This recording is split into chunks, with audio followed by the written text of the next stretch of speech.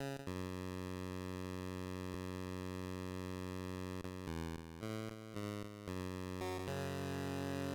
back. Move fast, baby, don't be slow. Step aside, reload, time to go. I can't seem to control all this rage that's inside me. I'm Batman.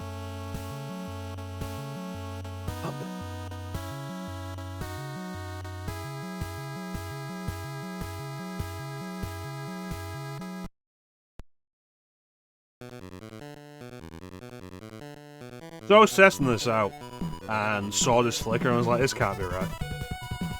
I looked it up and this is how the game runs. I thought this would be an emulation issue. No, this just flickers a lot. Which isn't an uncommon thing with NES games.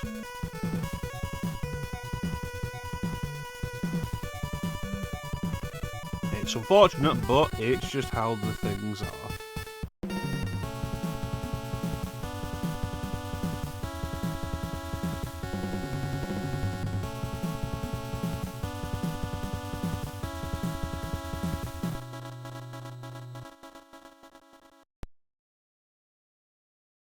There's an option in the emulator I'm using to try and reduce that flicker. I wonder if it would actually work on that.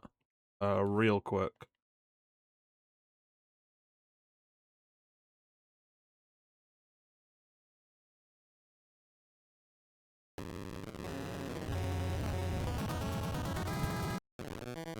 Nope.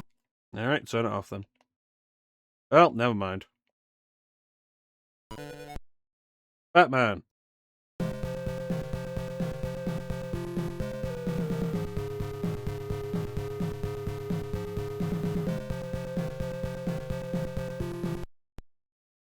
Go!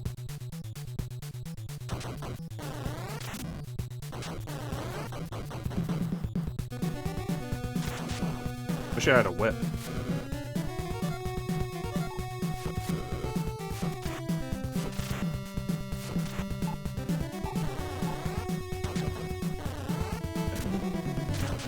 So Batman, it's a platformer. An action platform like most of the best games on the NES were. The jump is a little odd. Oh my god, they respawn. Come back here. Ah. By pressing start, I can change my attack.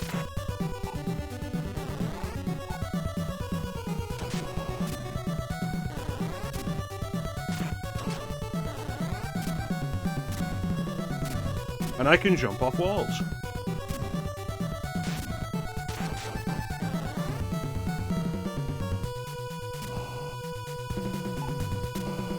Batarang.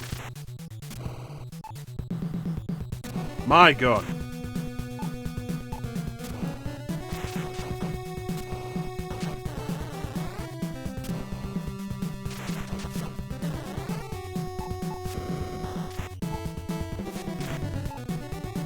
You get an idea of all of those.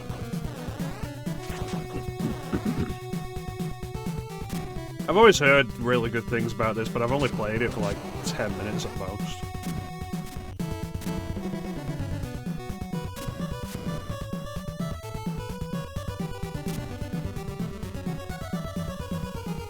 Not that way.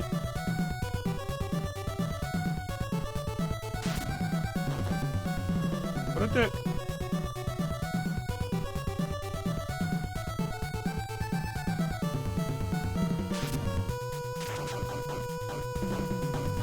More of a lead up to the punch than I was expecting.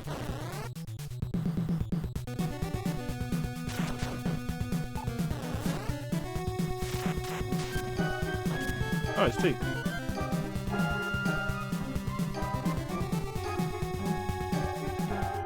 That's odd, Teak. I remember you being there.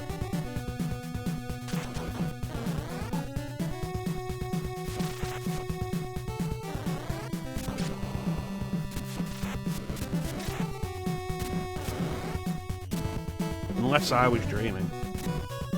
Bane's gone on an 85 session watch streak. How you doing, Bane?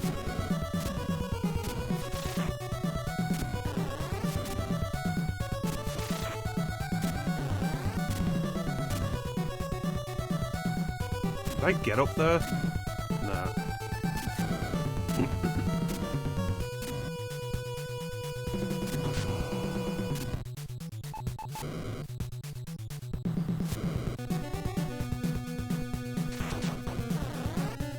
Good evening.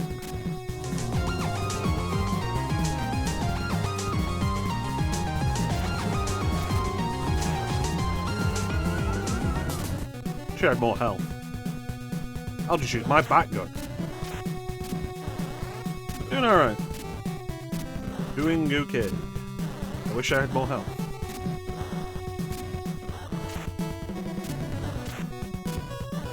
How you doing, Ben? Oh god.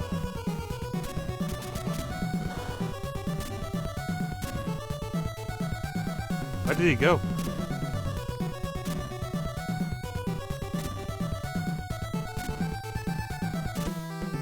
No! I'm glad to hear that, Ben.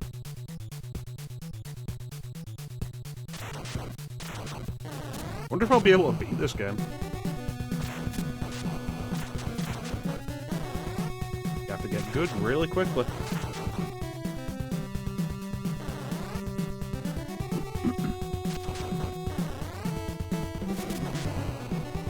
Yeah, I think I'm improving.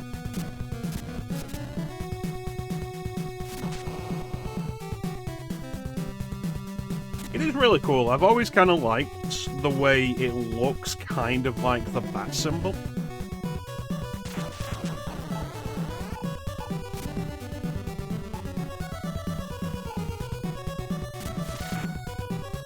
Yeah, I would say so. I played the first season, and I did quite enjoy it. Oh, now they drop health. I've always meant to play the second season, but the first season had, like, fucking awful tech issues on PC, which was where I played it. And I was always like,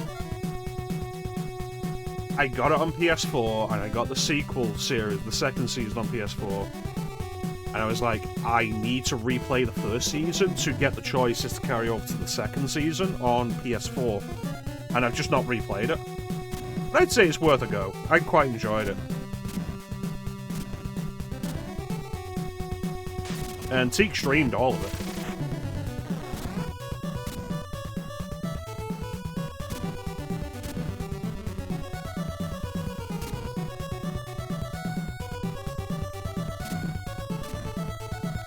Excellent.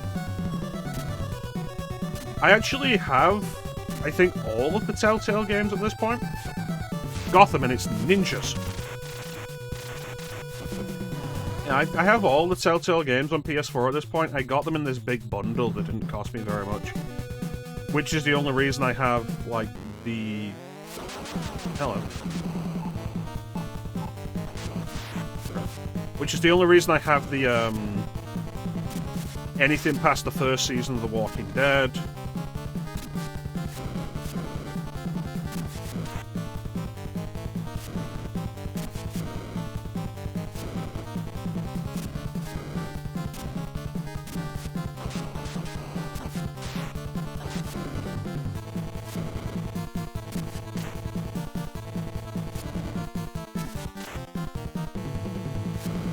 It's the only reason I have Tales of the Borderlands, because fuck Borderlands as a property, honestly.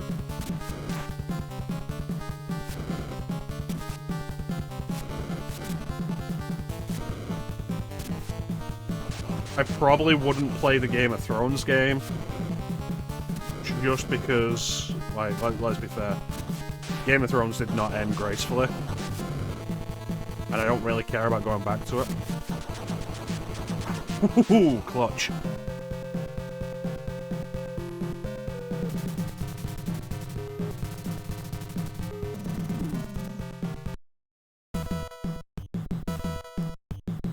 You couldn't give me full health. Get in my bat teeth, yeah.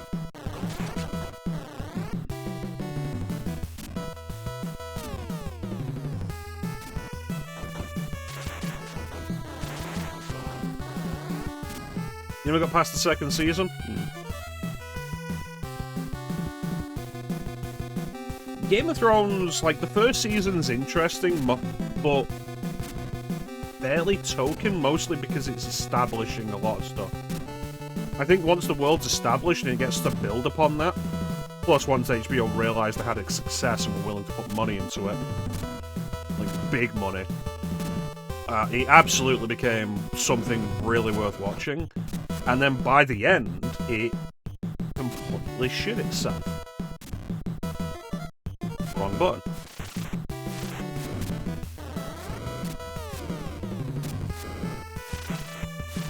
I will say, like, there are other shows you could watch that are probably more worth... Oh, shit. There are other shows you could watch that are probably more worth your time, that don't take as long and don't end as poorly. Like, if I was going to recommend one show...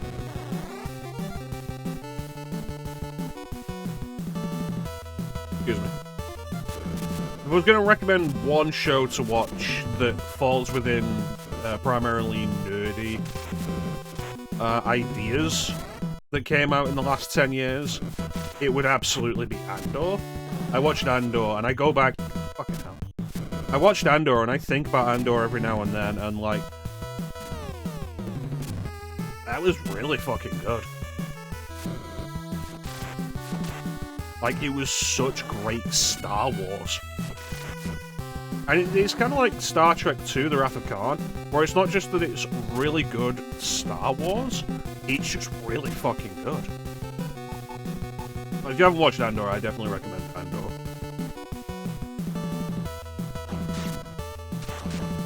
Don't know why I switched for that. No, you did watch Andor? Excellent. And Star Wars can be so much more. Stellan Skarsgård, man, like that was a show full of absolutely amazing actors, and I feel like they gave Stellan Skarsgård the best dialogue.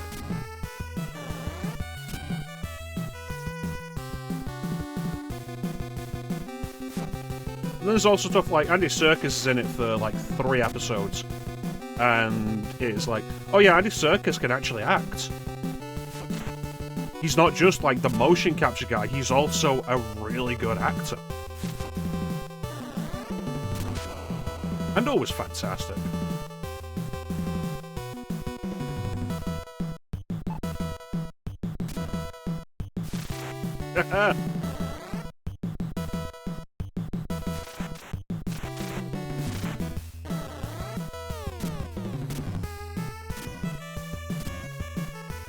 I heard the original intention for Andor had been to...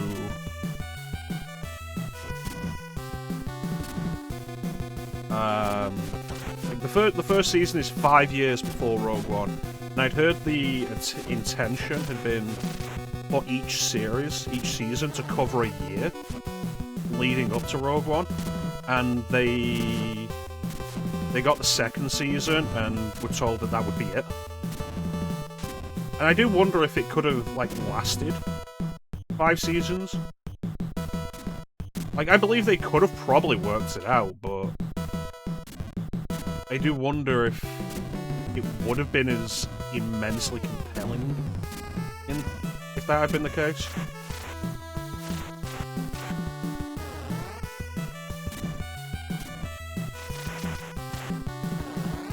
Plus, I adore...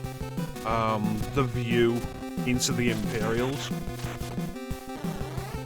Because, like, you go from Rogue One into that, and in Rogue One, Krennic is... just like this. Fuck.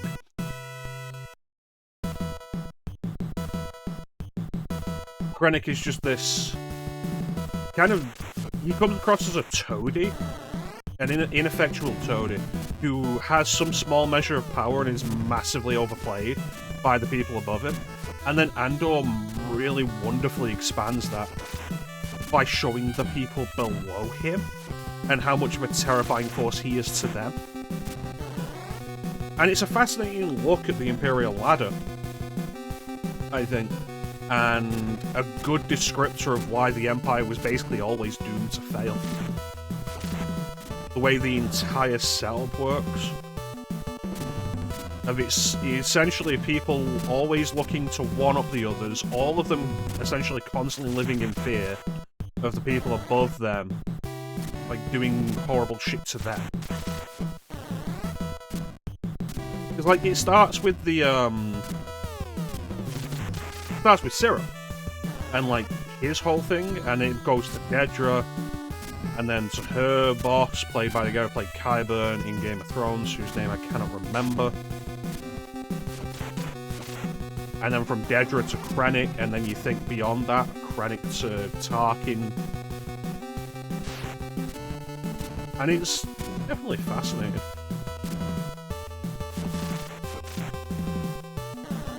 It's really good Star Wars.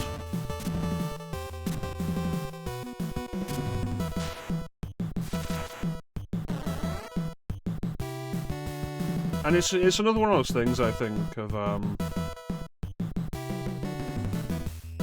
when something is done right, you don't really have to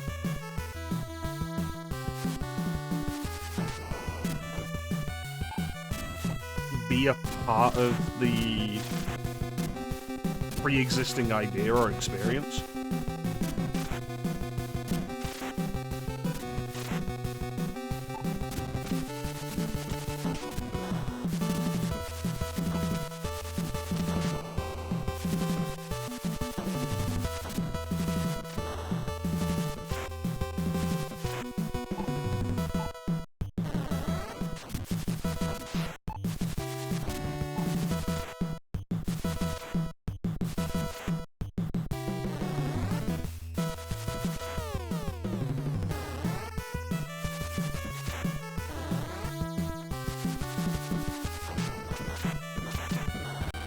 To really appreciate it.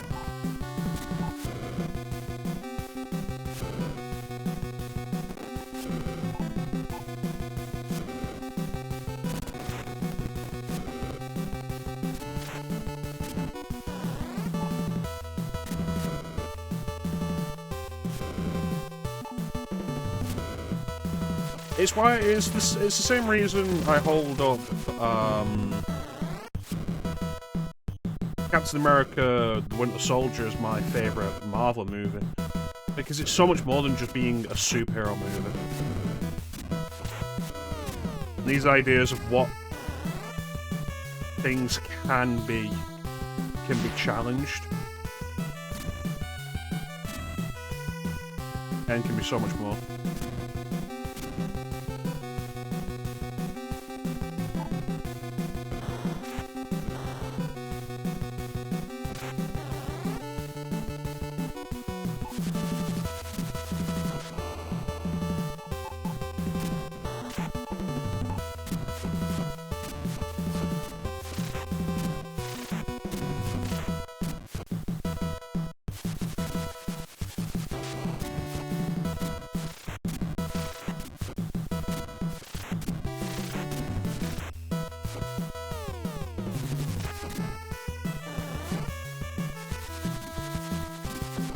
Hey, Panda. Damn it.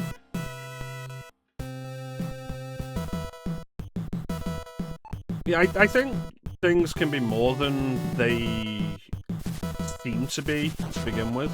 And we can end up with like, much more interesting examples of anything. Like, I still think we should get like a Star Wars slasher movie. I think if Disney had any balls, they would do like a horror movie or like a horror series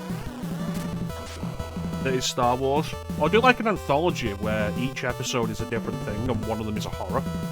I think it'd absolutely work. I'm doing alright, Panda. How are you doing? Because I think back to one of the Star Wars books I read when I was younger, that's specifically about Darth Maul chasing down this smuggler and a Jedi Padawan, and how he's this unstoppable force.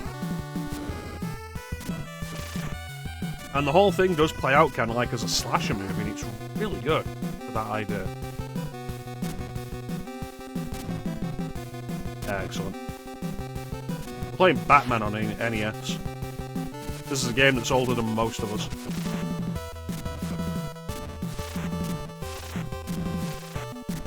Okay, you know what? We just stop messing and go past it. Bastard.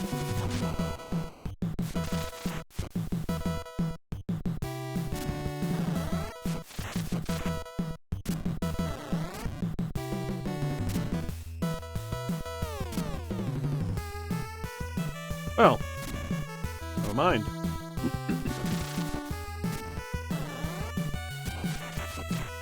Kind of wild to think that, like, Sunsoft did so many games that are really well regarded, and I don't think I've ever really played many Sunsoft games. Yeah, excellent. Batman Forever's a good movie.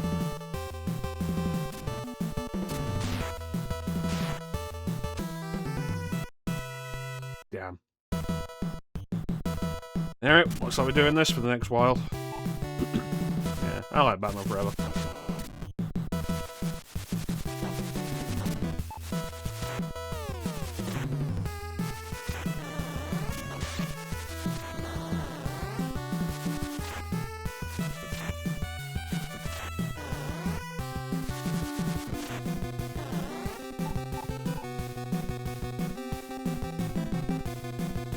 Would not play the Batman Forever game.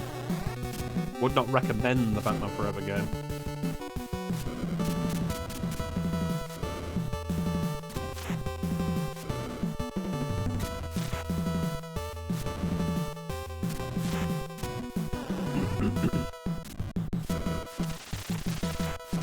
Not a good game.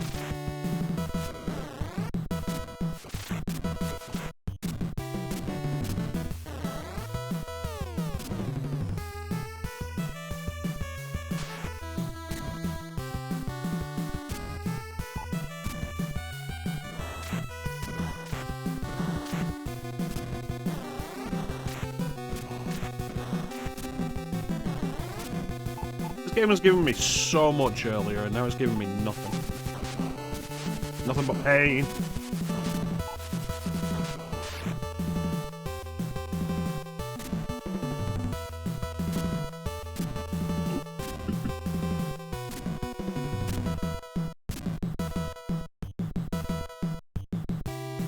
Alright, this is gonna be tricky.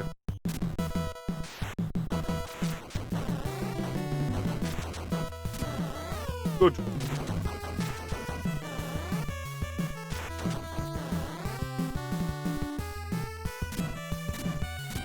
There we go. Alright, it'll be healed. What?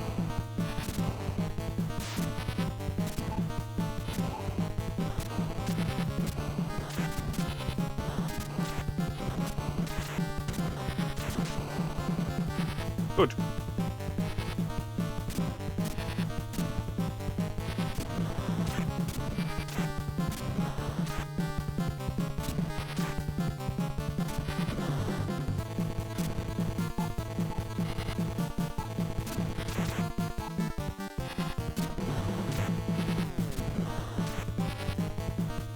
Well, this is going to be fun.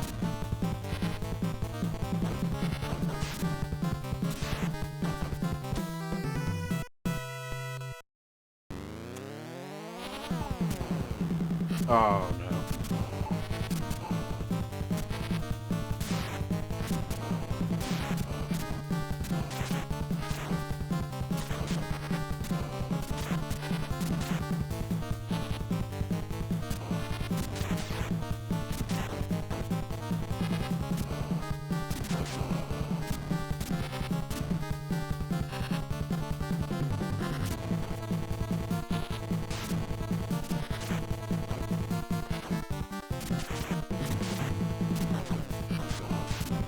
What?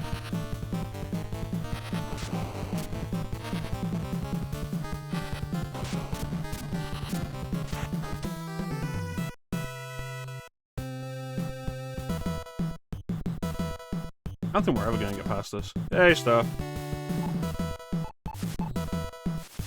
This is the part where I die.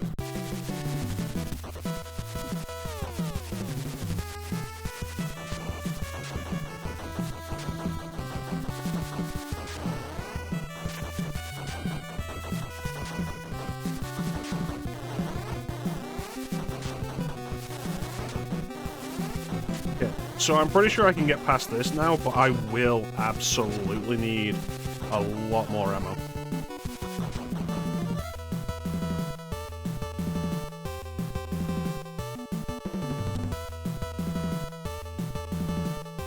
I mean, you can't blame yourself entirely, Star.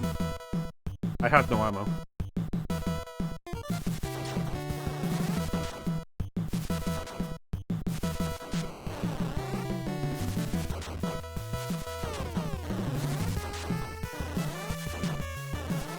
You think that means that Super Metroid stole the missile symbol from this? Because Super Metroid was 93, wasn't it? This was 89.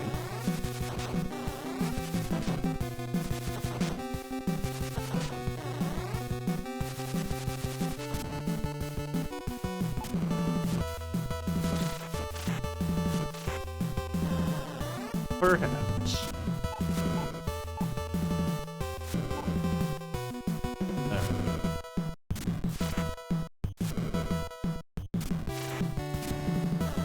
There we go. Plenty of ammo. And health. Yeah, so I've never really played much of Sunsoft. I tried the platformer they made, Aero the Acrobat, and didn't really enjoy it.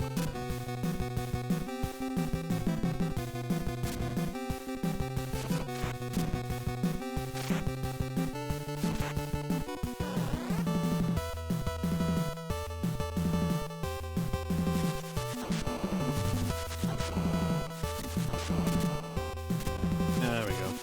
Alright, that's it.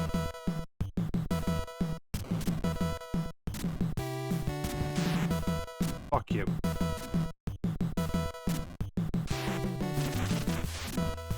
Why did the top one go down in one hit and this one didn't?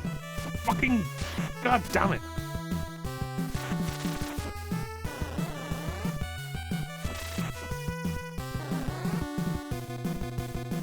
I don't appreciate any of that.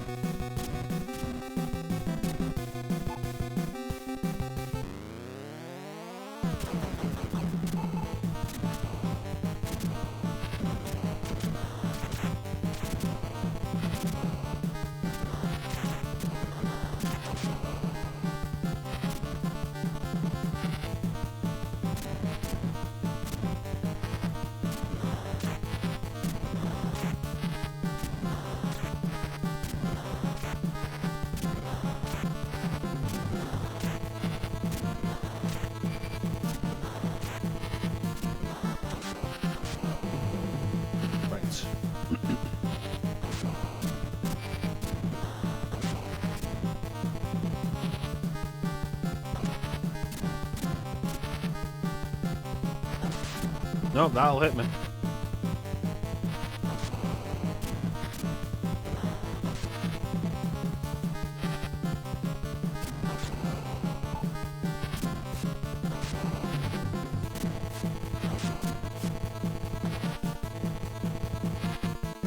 So it's not a timing thing.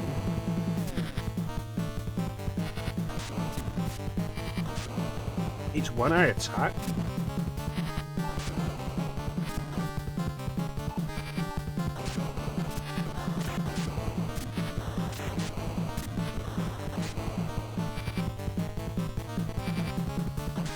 How could I possibly do this?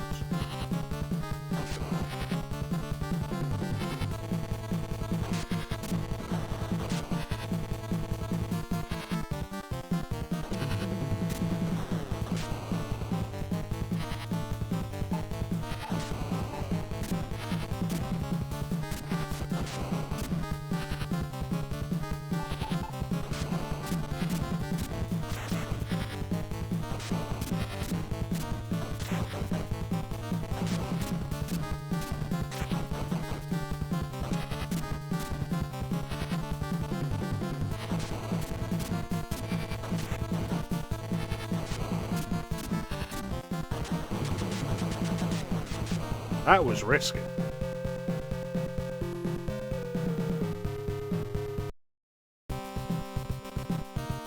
Alright. The sewer. Oh, Christ.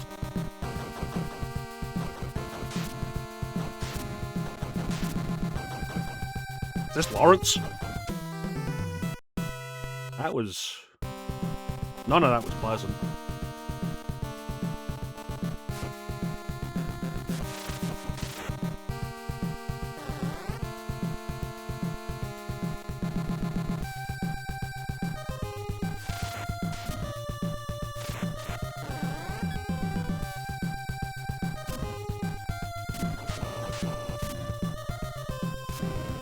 You know, I expected the water to move me.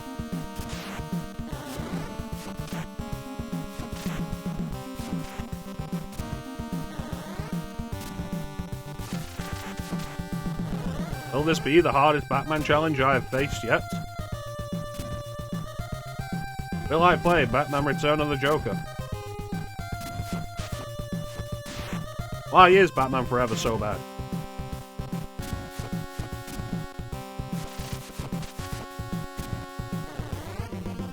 All these answers and more!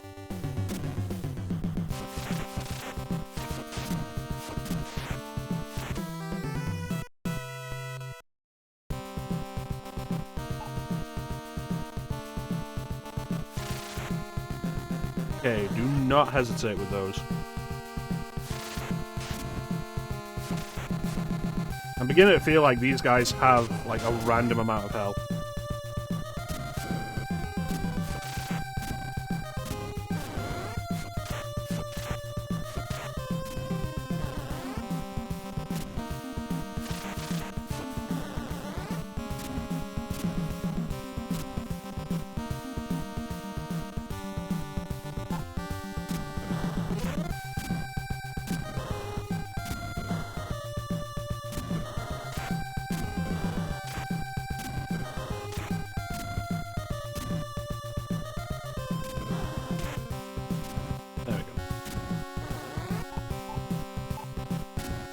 If I beat this, maybe Clint will be proud of me.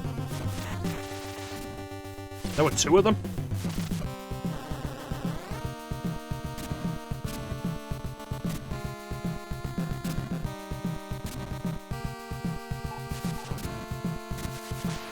Ow.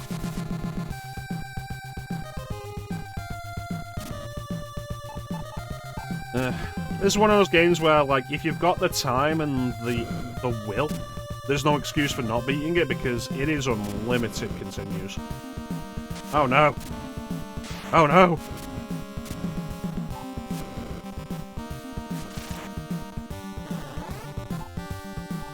Which is how I classify, like, the good Castlevanias.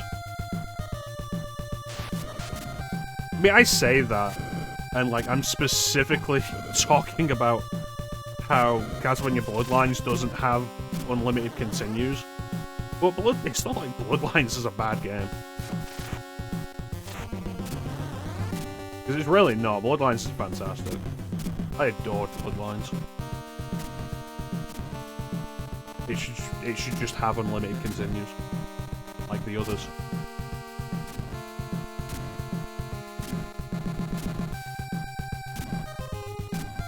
Excuse me, sir, would you mind despawning?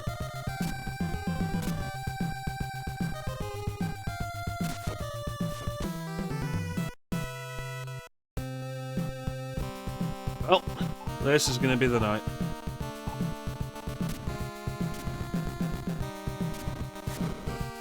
I am actually genuinely surprised, though, that the game doesn't restart you at the start of the stage on a game over. Castlevania did that, and, like, I understand that. And I'm really surprised this doesn't do it.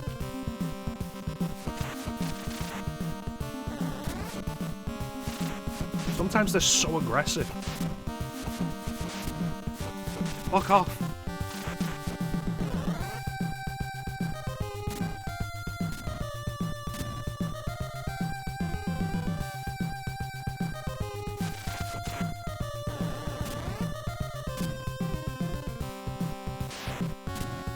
Okay, look, when I press the button, you jump. Fuck's sake.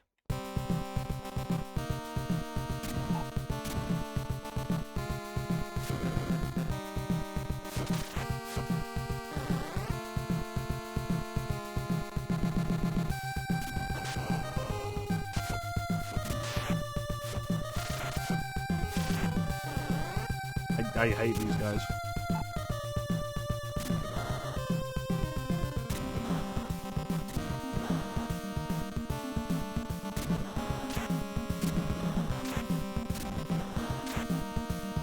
Well, looks like I'm punching him.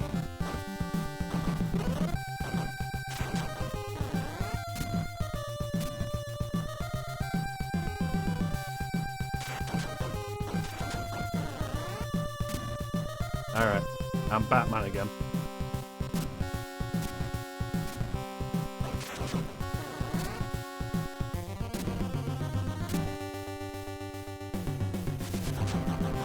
Is that Clem? Is he proud of me?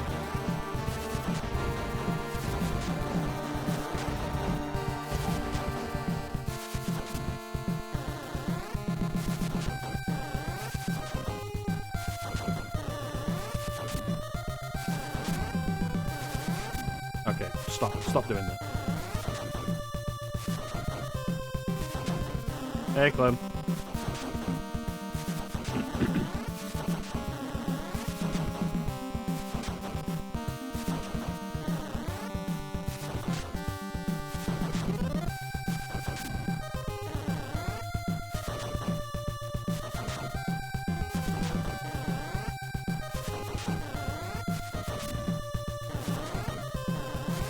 Okay, spawn more hearts.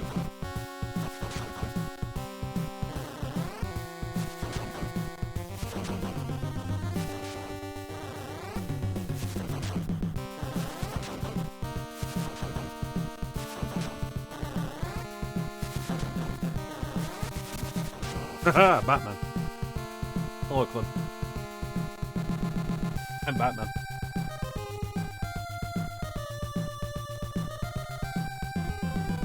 That is a lot of streams, you're right. 80 streams is a lot. What was that Bane said before? 85 streams?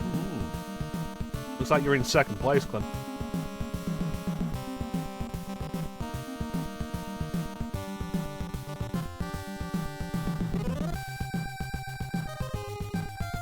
So this is my audition for, this is my audition tape for Batman the Brave and the Bold.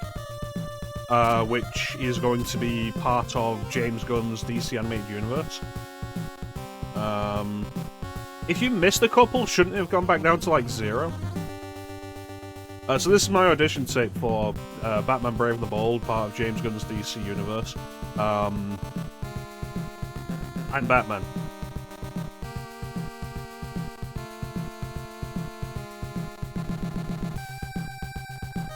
I'm Batman. Give it up, Joker.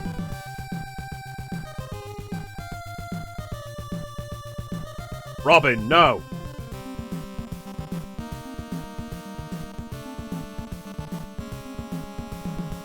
Harvey, please.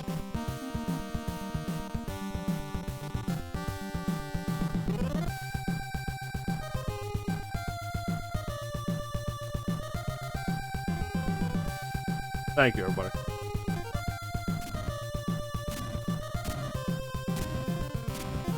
Striker, not star.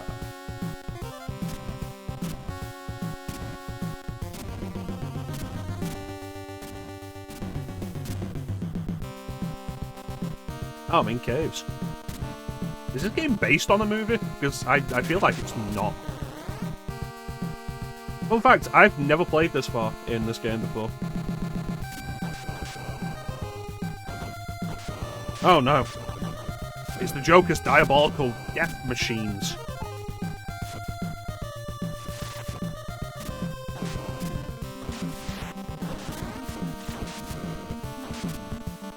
Such an awkward shooting angle.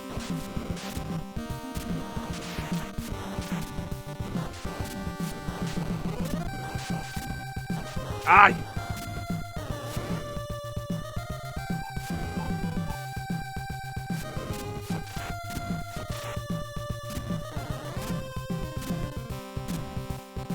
I feel like Batman might have fought robots in caves in the 1940s serial movies. I don't like these guys.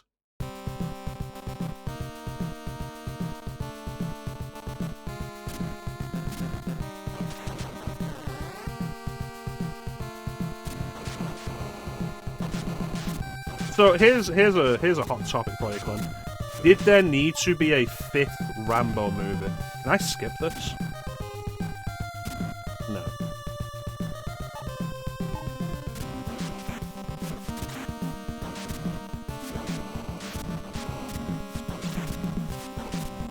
There we go. No, there did not. Did it need to be about killing Mexicans? No, it did not. But, here's the fun part. Did there need to be a 2nd Rambo movie? Well, there did not. This motherfucker. Honestly, you know, probably. But I think it's another one of those things of, the depiction of all Mexicans being cartel members.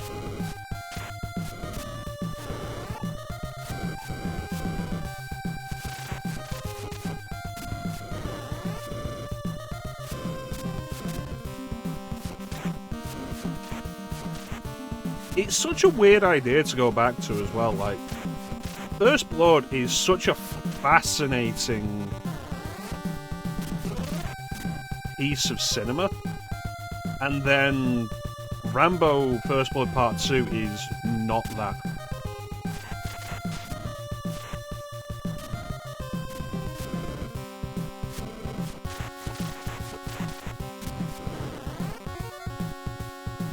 Oh, I'm not saying you're making a generalization, Clem. I'm saying the movie probably does. I didn't see Rambo 5. Yeah, I think I've heard that the author of the First Blood novel did not like what they did with the later movies.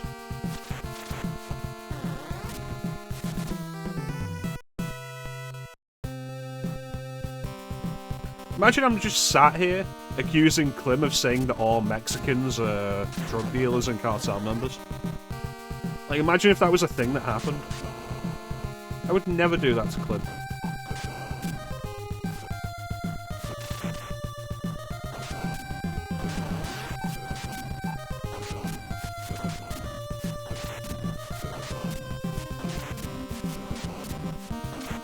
Every day I get better at this. Honestly, it was... If I was Batman, and I'm not saying that I'm Batman, but I'm not saying that I'm not Batman. If I was Batman, and I go out every night, ready for the possibility that I could die, I would have, like, a thing hooked up to my heart that would explode into, like, a bat-shaped fireball when I die. Oh, that one despawned. Nice. No, Batman famously fought Dracula.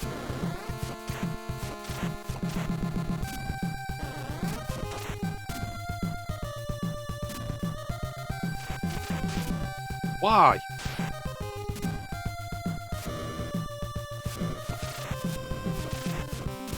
It was chronicled in the documentary Batman vs. Dracula.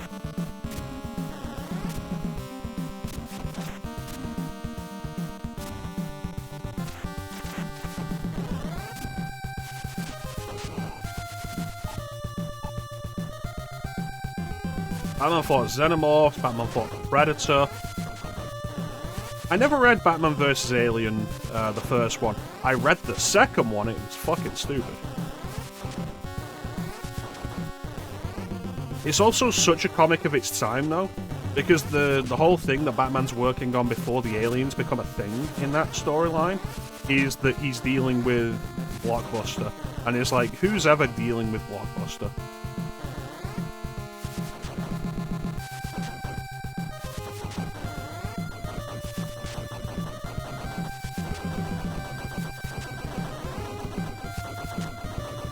Drop some goddamn health. I hate you. I hate you so much.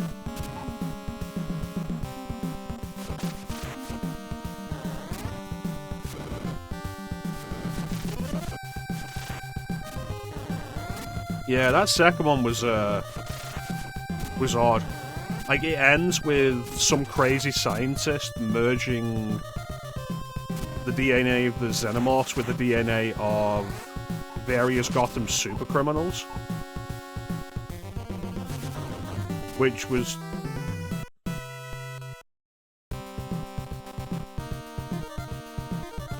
really dumb.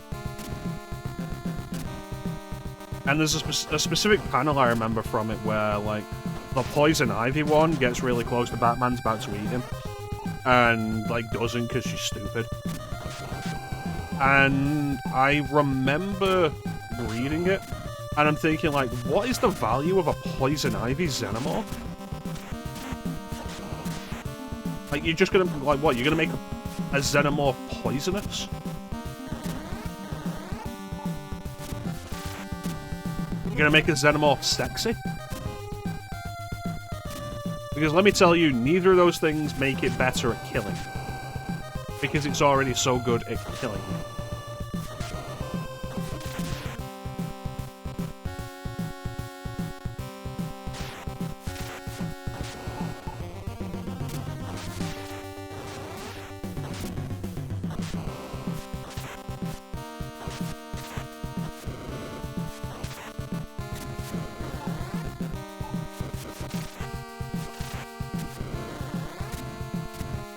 I don't even know what these bee things do. Like, okay, so sometimes the enemies drop missiles, which is more ammo. Sometimes they drop hearts, which is more health. Sometimes they drop bees, which doesn't seem to be anything. I assume it's score, but I can't see my score most of the time.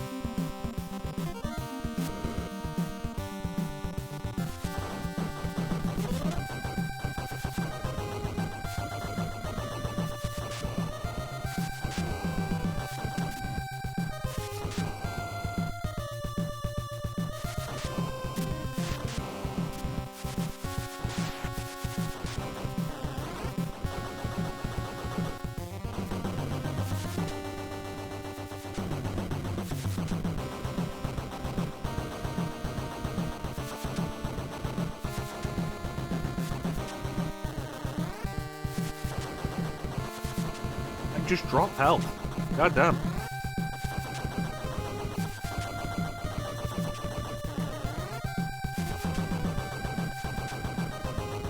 No, it's not popped up at the end of the level. It might be like compiled at the end of the game, but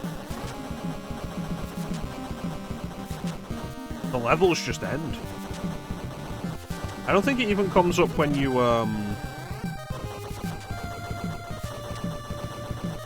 get a game over. I know Castlevania has points that seem like completely arbitrary, but Castlevania has a thing with the points where if you hit a certain point threshold, you get an extra life. So there's that, like maybe it does that.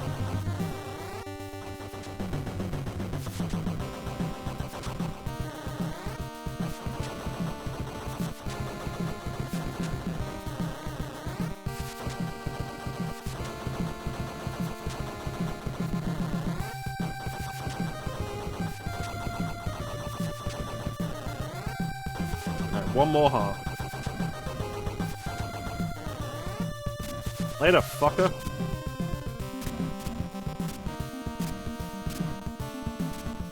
Batman.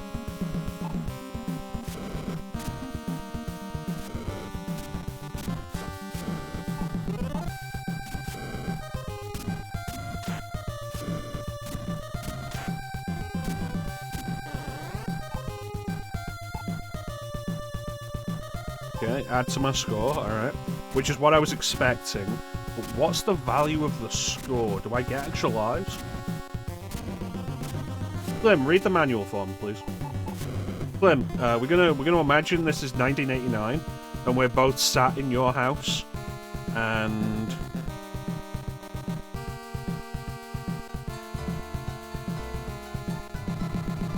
There we go. How you doing, Icy?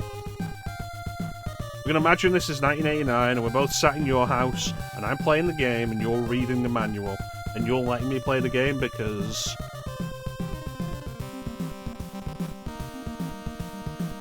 you're a cool guy like that.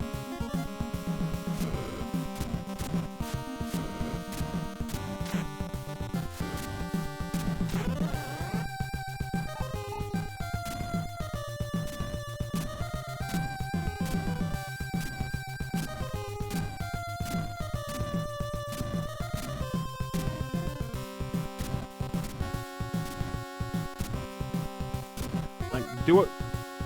I'm at 70,000 now, so it can't be new life at 50,000.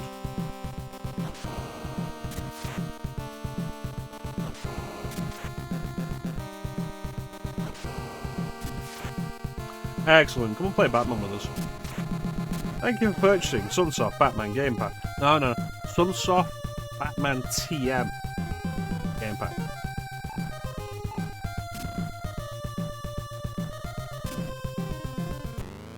Uh-oh.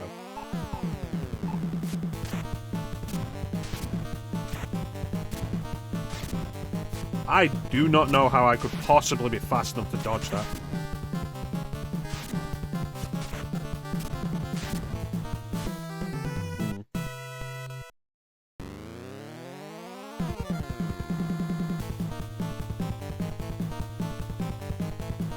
Vacation, huh?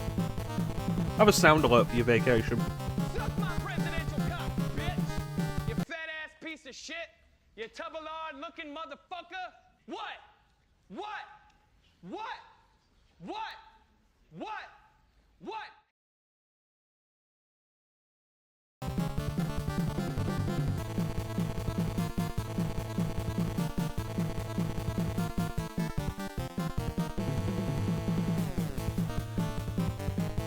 Man, it's always, like, one of the stupidest things in, I think it's some of the Budokai games, not all of the Budokai games.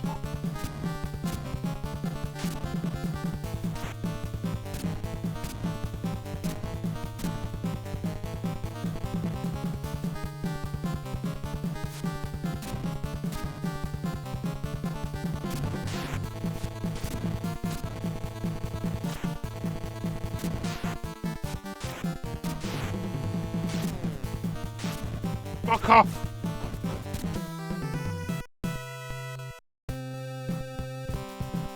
Some of the Budokai games, not all of the Budokai games.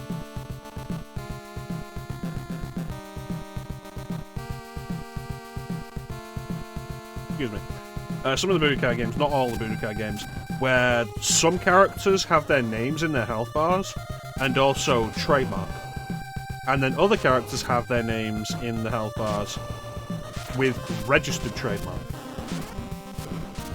And it's like, what are we doing? Like, really?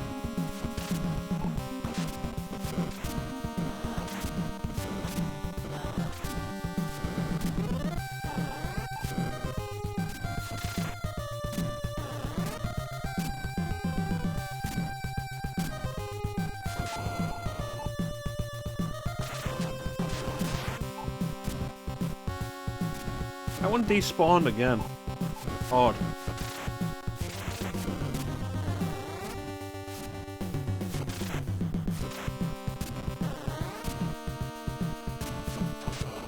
I don't know what I'm gonna do to beat that boss. I cannot move fast enough to dodge it. It's such a wide hitbox.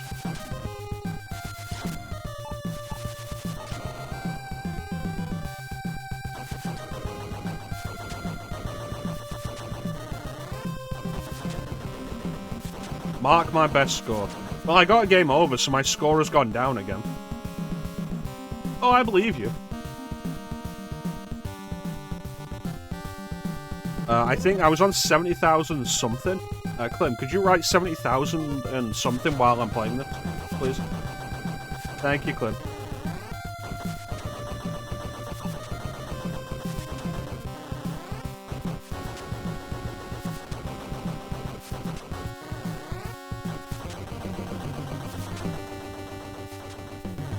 My favourite thing of getting, like, old video game manuals back when you used to buy games that had manuals, thank you, Cliff,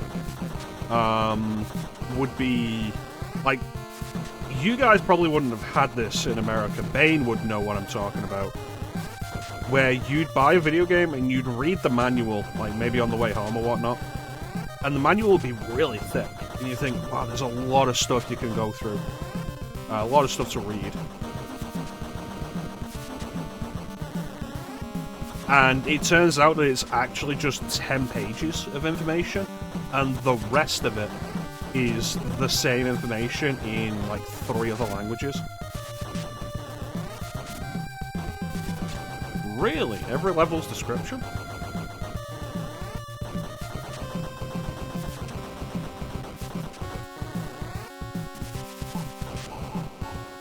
Alright, let's take a look real quick.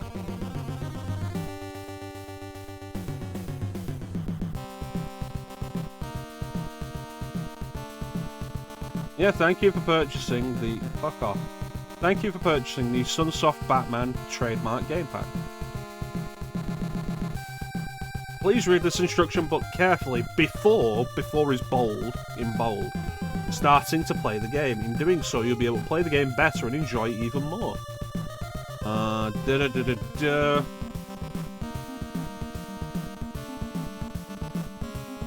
The game story. The citizens of Gotham City trademark are busy planning the city's 200th anniversary festival, but there is not much to celebrate. Crime and violence rule the city. There is only one man who can free the city from the Joker's trademark, Evil Clutches. The only man who can free the city from the Joker's trademark, Evil Clutches, is the one and only Batman trademark.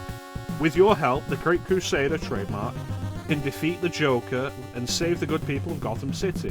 Batman is armed with special weapons and acrobatic strength. He must destroy 15 different types of enemies and 5 bosses while travelling through 5 stages. Finally, Batman comes face to face with the Joker, but who will prevail? It's up to you. Summary of objectives, here we go. So, stage 1, Gotham City. The sections are the main street, high-rise buildings, front of City Hall, defeat Killer Moth. And it's like, I would have thought that was Firefly if it was actually a villain from the comics. Stage 2, Axis Chemical Factory, Liquid Waste Floor, Spark Floor, Conveyor Belt Floor, Nerve Center. Defeat the Machine Intelligence System.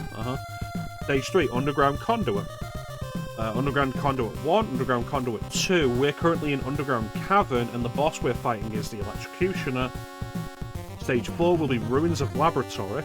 We're going through Research Laboratory, Storage Room, Thermal Processing Plant, and have to destroy the Dual Container Alarm. It's like, okay, so Killer Moth and the Electrocutioner are actually real Batman villains. Imagine you're making a Batman tie-in game, and you think, okay, who are those stupidest villains we can have to represent this game? And then also have 2 robots. And then Stage 5, Cathedral, Stairway, Bell Tower, defeat Firebug.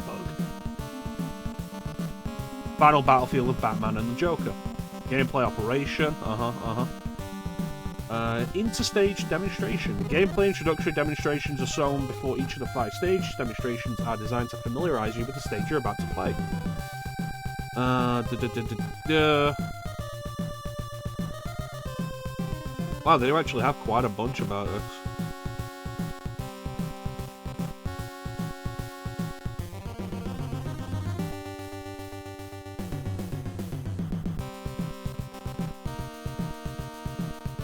Okay, so the Electrocutioner is absolutely not supposed to be the same Electrocutioner. This boss is a self-electrogenic man, the strongest warrior on Earth, who's capable of transmitting a moon attacker, parentheses, a 10 mega gigavolt killer beam, close parentheses, out of his arm. Mega gigavolt?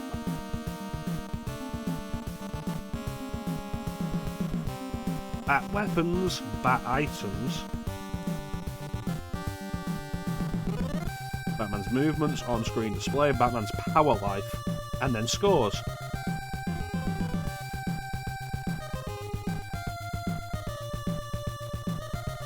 Alright, Clem's left it pinned if anybody wants to take a look at it.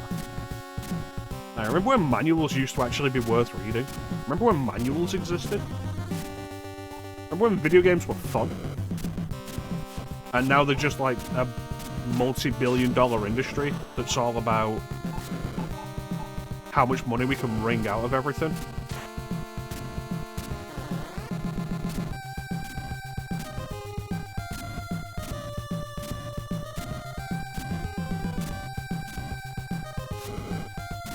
You know, I remember that. You used to see that every now and then with games, where the game would have like a little walkthrough for the opening, and then say the rest of the adventure is up to you.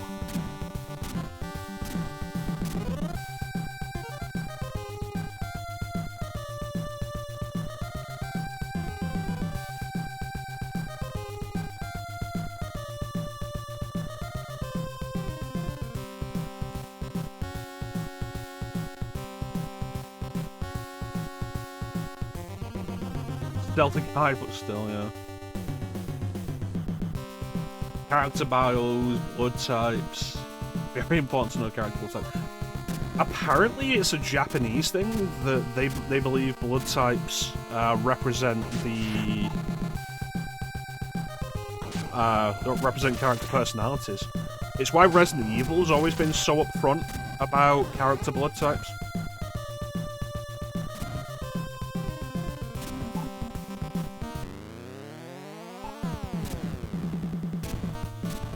Look out, it's Mega Gigavolt.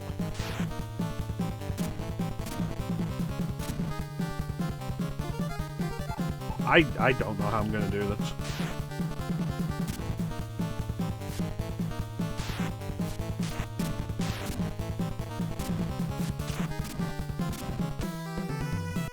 Like, he's so large, he's so fast, and his attack radius is so large.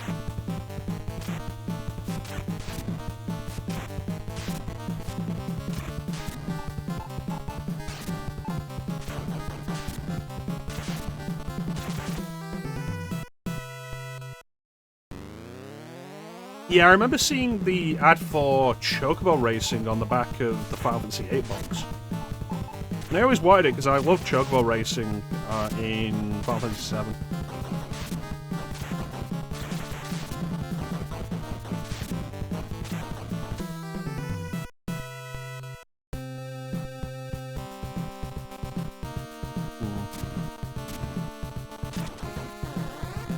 And then I finally played Chocobo Racing and I didn't really enjoy it. And then I played it for the stream, and I did actually quite enjoy it. That was a crazy turnaround.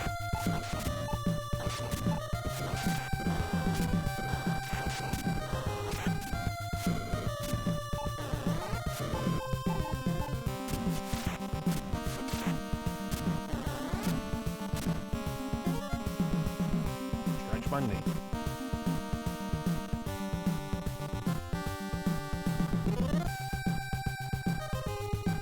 Ah, goodness. Upper left and wall jump.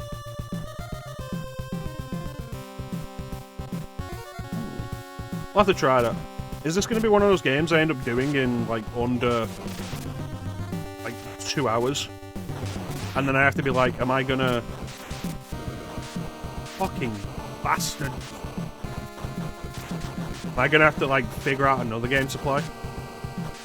Or are we just gonna have... You motherfuckers. You goddamn piece of shit.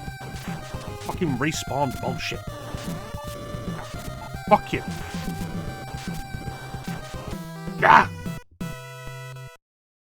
The game feels oddly unresponsive sometimes when I'm trying to jump or punch. And I don't like that. Maybe it's an emulator issue?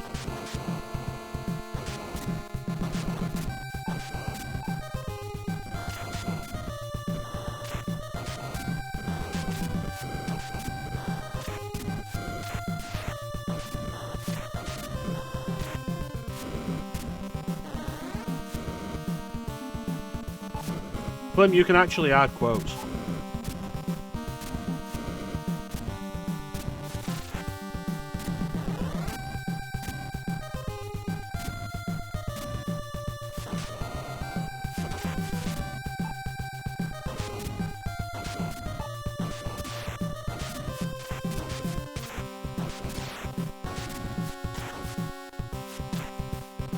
There we go. It's out of context. Eh.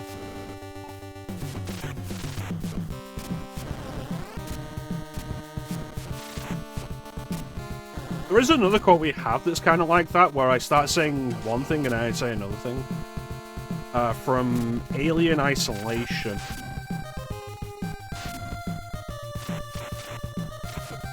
Why does it sometimes take like 2 shots to hit to kill them, and then other times take like 5?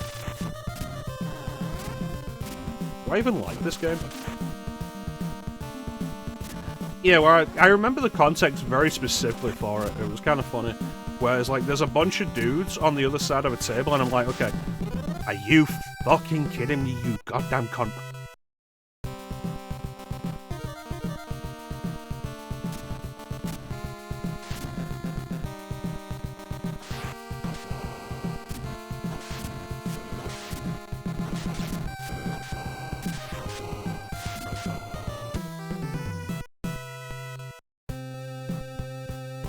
So I'm walking around the table, and there's a bunch of guys on the other side.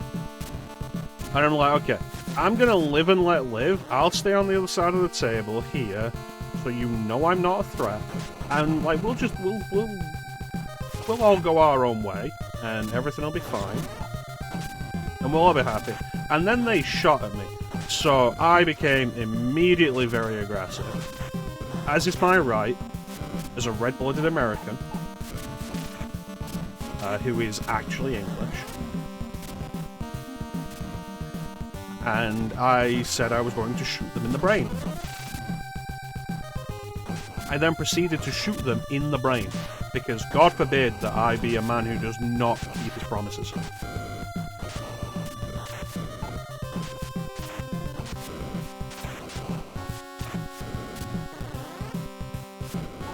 It is wild that Bay knows the exact quote number for that one.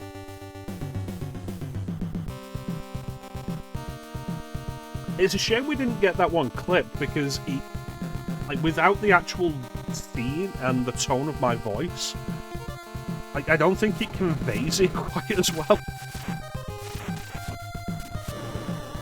Yeah, I remember specifically, it's like, I don't think I've ever said I'm going to shoot somebody in the brain specifically. You're going to type 221. What is quote 221, Clem? Find out for us. Because we're on, I think we're close to 400 now. We can clip it from the archive.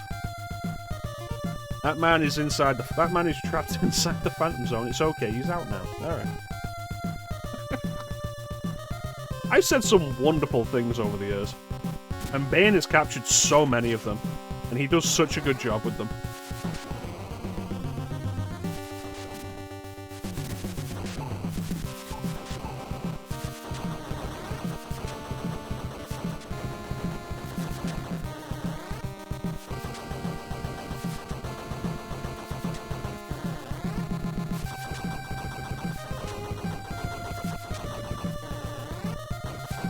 Give me the health.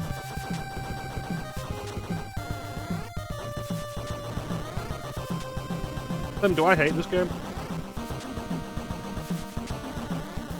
Yeah, Bane's done a lot of good clips as well. I think, like, I've made the most clips of the stream, and then Bane's made, like, the second most, but I think Bane's clips have been watched more. And Panda redeemed the stretch, so you get a stretch.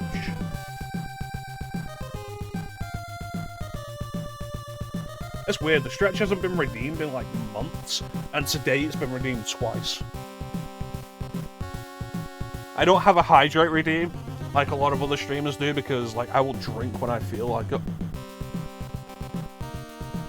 I should hate this game. But you feel that way about classic Castlevania though. You feel I should hate Castlevania 3 and like I just can't. I know why you think I should, but like I came out of the game thinking temple ruined. You know what? Before we get to this boss, let's show it off.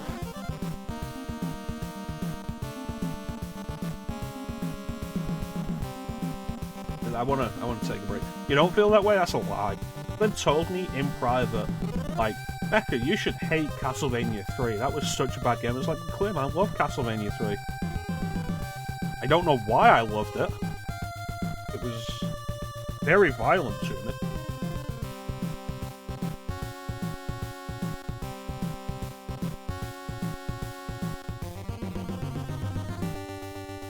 Okay, if I just mute... You know what? I don't even have to mute them. Let me just... Bam. There we go. Perfect. Solved. Solved. So if I do this, there we go. I can just have the add this, then add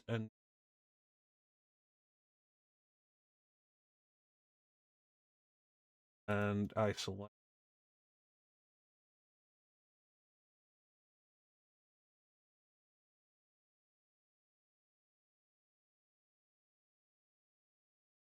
And then I move this underneath my fit.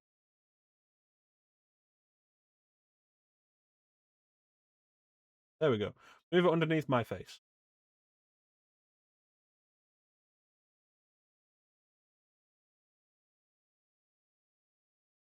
Also underneath the chair. Temple Ruined, which that was from the era PlayStation. That's Crash Bandicoot.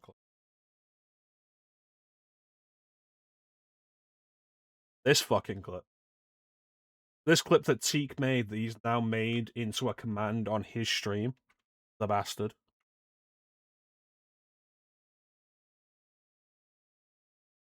I was thinking, there it is. I was thinking the other day, like, did I do Crash Bandicoot 3? I couldn't remember doing Crash Bandicoot 3. I was like, oh no, we have clips of Crash Bandicoot 3. If we didn't have those clips, I would not remember that we did it.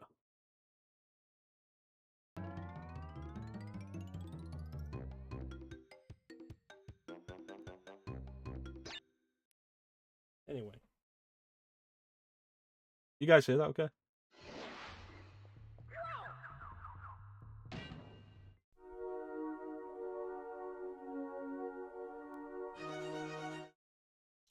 Fucking stupid spit.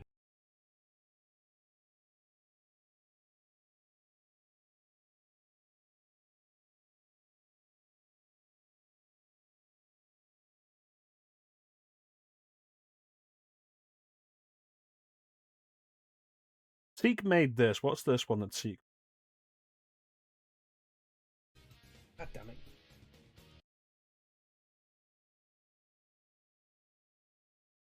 Labeled it saving there.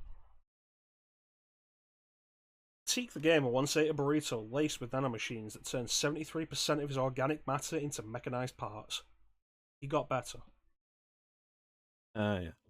Teak has a point redeem on his channel where if you spend 1,000 points, you will get. I should be cleaning up. A voice clip of me I've recorded for Teak saying random facts about Teak.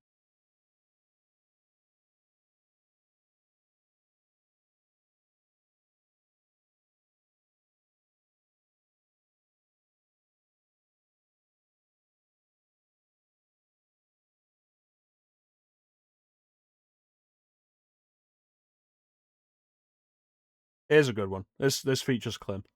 Remember when you used to look forward to vehicle missions? Yes. And now it's a case of like, oh, we're going to be in a vehicle for this? Oh, great. Oh, dear God. Oh, you're really tempting fate, huh? Oh my God. Oh my God! No!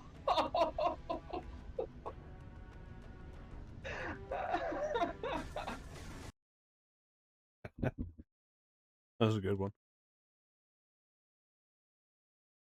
Here we go. Here's Alien Isolation, though. Slim died that day. He did. I was so disappointed when we started Halo 2, because Halo 2 changed it so that you couldn't kill your co-op partner with one hit to the back. That was one of the best parts about Halo 1, randomly killing Clem in a single strike to the back. Because you could do it at specific moments and it would be really funny. And it was something I worked very hard on, the timing of doing it, so it would be funny but not annoying. And then Halo 2 is like, no, you can't do that anymore. So we didn't really get to do that. And then there were a few sequences in that level where I did get to do it. And it was really funny.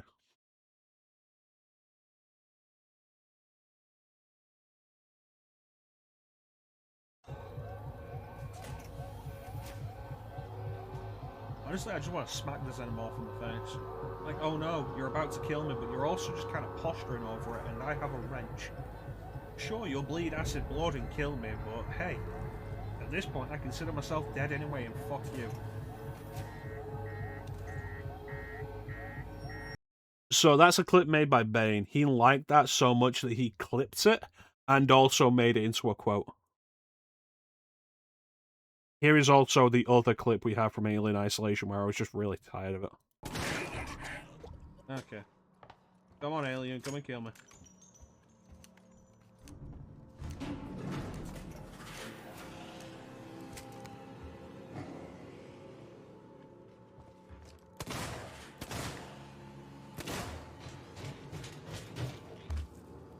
Over here, you fucking idiot.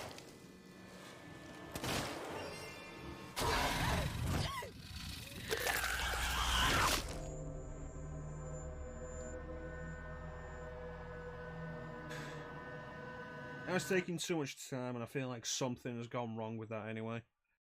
The Mighty Hunter. Look how long ago this was. Teak was still a VIP at that point. He wasn't a mod. Yeah. It's usually the case, I think. Yeah, back before Teak was a mod. Oh. Here's a good one.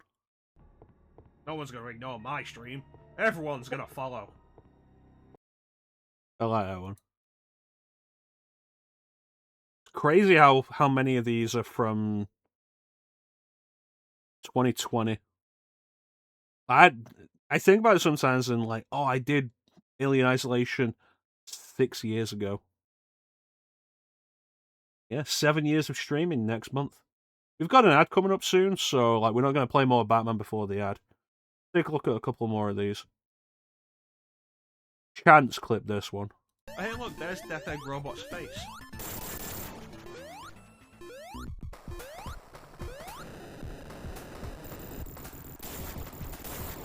Knuckles, you prick.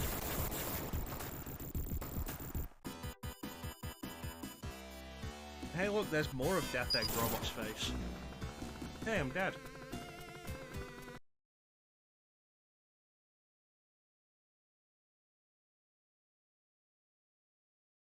Remember when I had the green screen?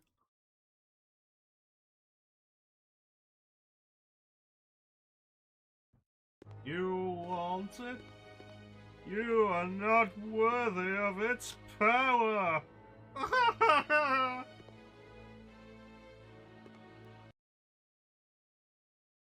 I'm gonna say, like, Gun Survivor 2 Code Veronica is not the worst Resident Evil.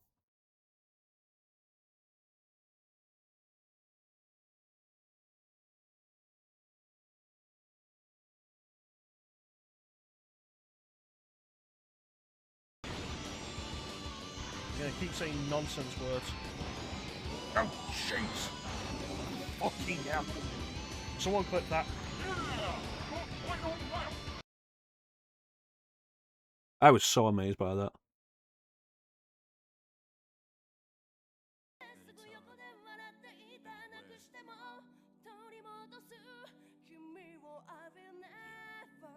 General Kenobi. One day we'll do Persona 3 again.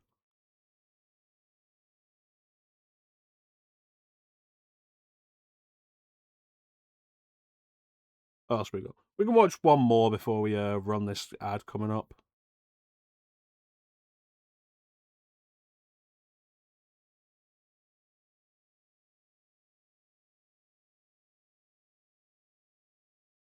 The oldest clip we have from the 6th of November 2019. Ow.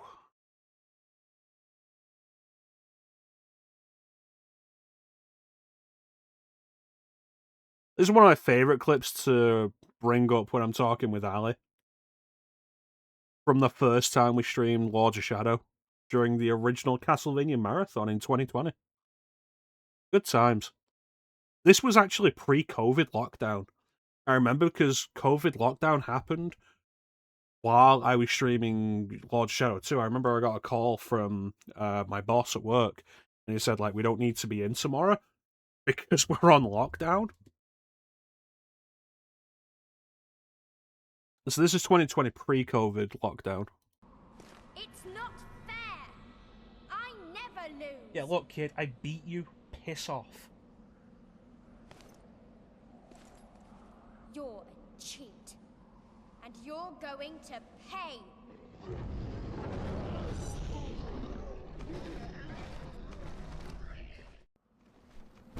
Now, play with my toys. This is why I'm pro-choice. I'm pro-choice. Yeah, look, kid, I beat you, piss off. That is probably a quote somewhere.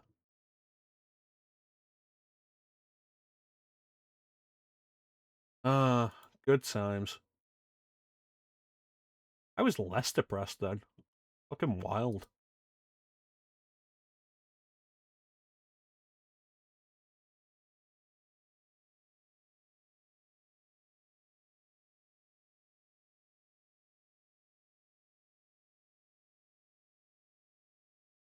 Why are you...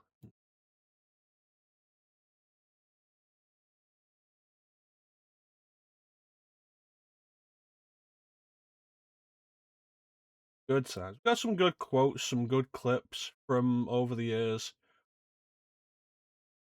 Like, honestly, like, on the whole, there's been some rough patches of the stream, but on the whole, like, I think it's been more positive, like, way more positive than negative. Let's have a random quote before we go for the break. My name's Junpei. Because I have a big sword and small penis, I have to compensate for that somehow. When I miss with my big sword, I fall over like an idiot, and that costs me 2 turns. Good work, Junpei.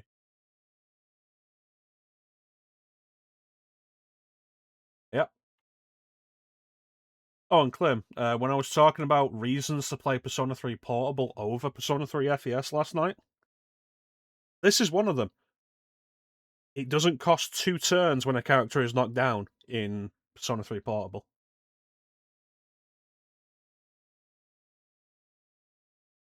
Anyway, we're going to run this ad, and then we'll come back and we'll either beat Batman before the next ad break, or I will quit and go home.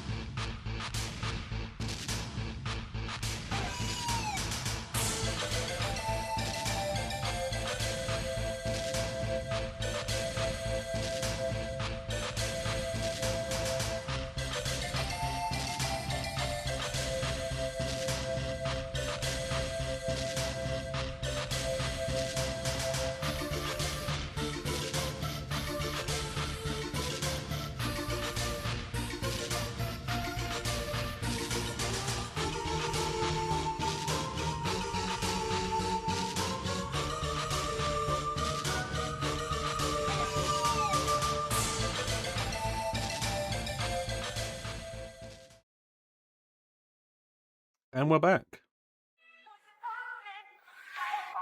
All of these thoughts running through my head. All my fire veins burning red. Frustration is getting bigger. Bang, bang, bang. Pull my devil trigger. I'll tell you one thing that's changed. Thank you, Clem. You didn't move. You probably should have. Well, I'm not your dog.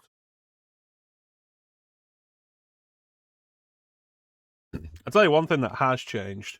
In the years I've been streaming, it used to be a thing of like I would really not want to show how I'm playing a lot of games, like emulation or whatnot.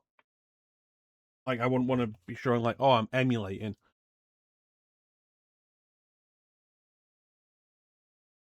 Even though, like, if you pay attention to stuff like the video quality, it can be really obvious. Oh, it's Flame. Flame, I hate Half-Life. Yeah, so, like, I'd try and hide as best I could. I wouldn't like doing stuff like going into the RetroArch menu like this. I've never streamed GameCube games from an actual GameCube. Like, I've had a GameCube. I don't have a GameCube anymore. No, we've not even gotten to Zen yet. Like, I've had a GameCube. I don't have a GameCube anymore. I would love to own one, but at this point, there's not really a point. Every GameCube game I streamed, and every GameCube game I did an LP of back when I was doing the Let's Play channel, was captured from the Wii U. Surface Tension. Yeah, mostly Surface Tension, but it didn't get better after Surface Tension. Yeah. So, like, every GameCube game, like, prior to getting the PC and just emulating GameCube games, I streamed every GameCube game from my Wii U, which I hacked, and installed Nintendo on. And Nintendo lets you play GameCube games from a memory card. So, I did that, because it was better video quality. Like, it doesn't look as good as Dolphin, but, like, Nintendo has the option of patching it for 480p.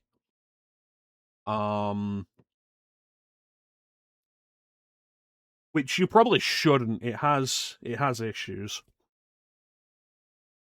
Because it caused crashes a lot if you patched it for progressive scan.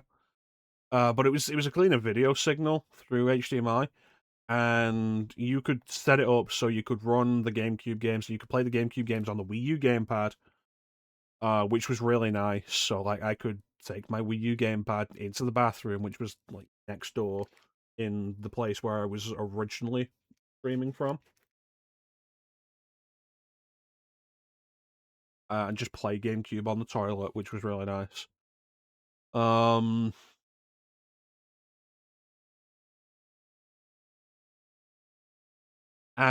like, I got a Wii U GameCube adapter, and I have a Super Smash Brothers controller for the Wii U. It was one of the GameCube controllers they put out for Super Smash Bros. 4. So it's got the fiery Smash logo on it. And it's a really nice controller. I bought it specifically just to play GameCube on it. I wanted a new controller, and the wire is so long, so much longer than the originals. And I got the adapter, the Wii U GameCube adapter, plugged it in, and I could just play GameCube games on Wii U with the GameCube controller, and it worked perfectly, and it had 100% compatibility. And it gave me, overall, I think, less issues than using Dolphin. Because the Wii U still has enough Wii parts in it to play, like, do the virtual Wii side on it.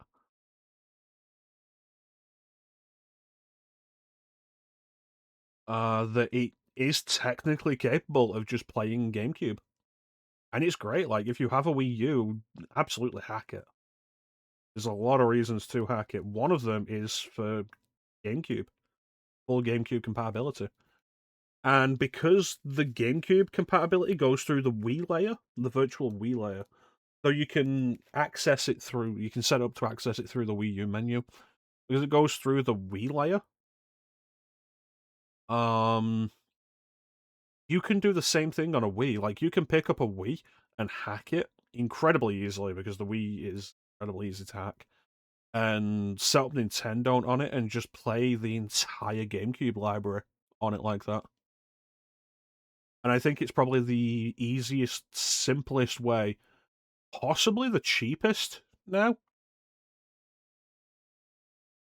I'm not sure how much Wii's go for right now, to just play GameCube games.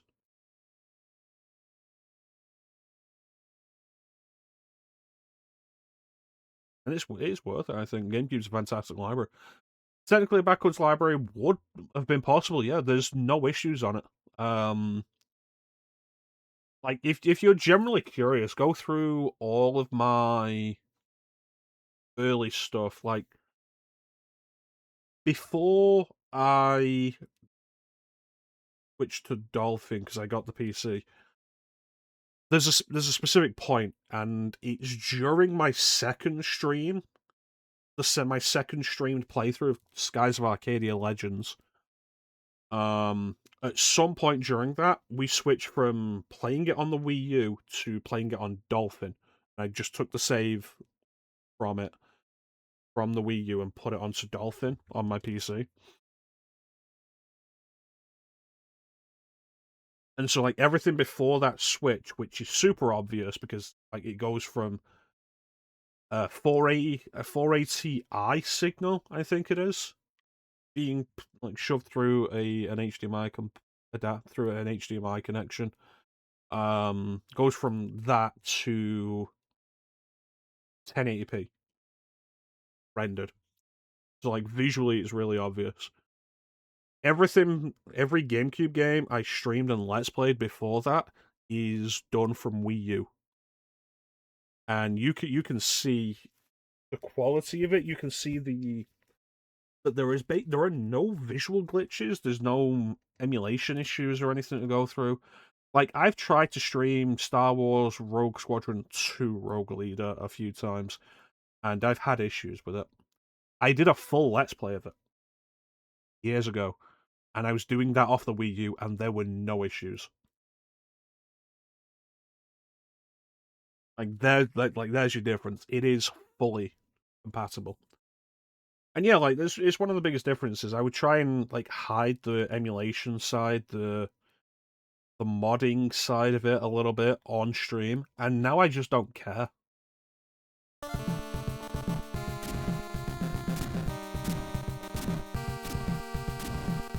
Like with PS2, before I started Let's Playing or streaming, I set my PS2 up to run games from a hard drive. And so every PS2 game I streamed or did Let's Play of before I got the PC was done from that hard drive. And there's a couple of issues with stuff here and there. It was the issue we had with, Oh, it's despawn. It was the issue we had with Tales of the Abyss, back when I originally tried to stream that. Them said top left.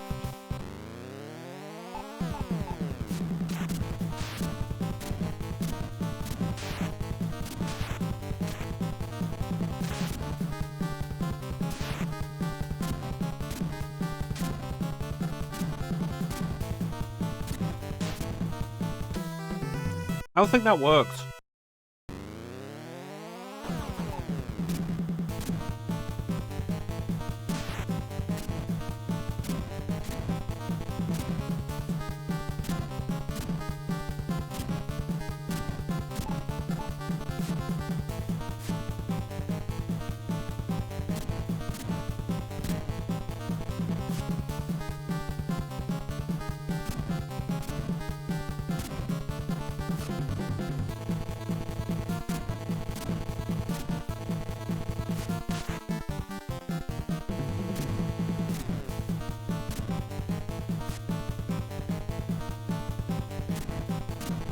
Okay, I have this.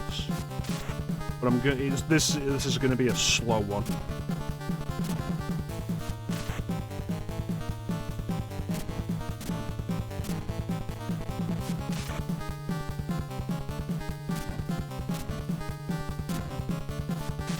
Oh. I need you to fuck off. God fucking damn this goddamn game.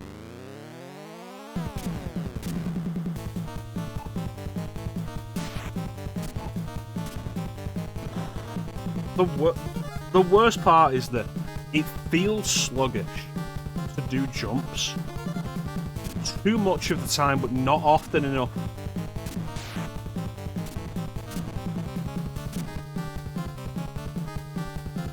Not often enough that I can compensate for it reliably. And then once I'm down there, I'm basically stuck getting hit by him.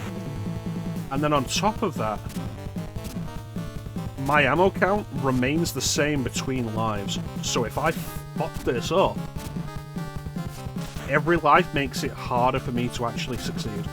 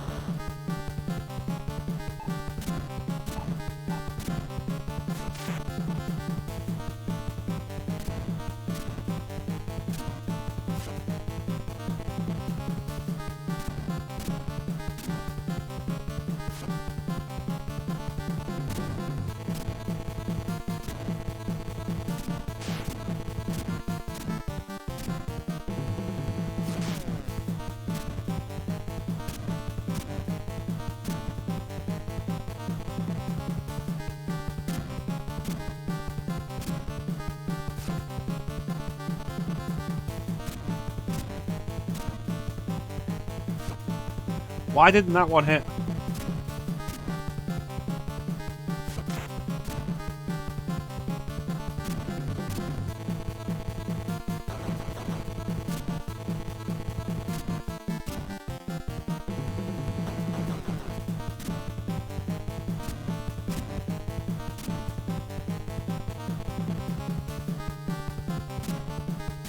Maybe Clun was right. Maybe I should hate this game.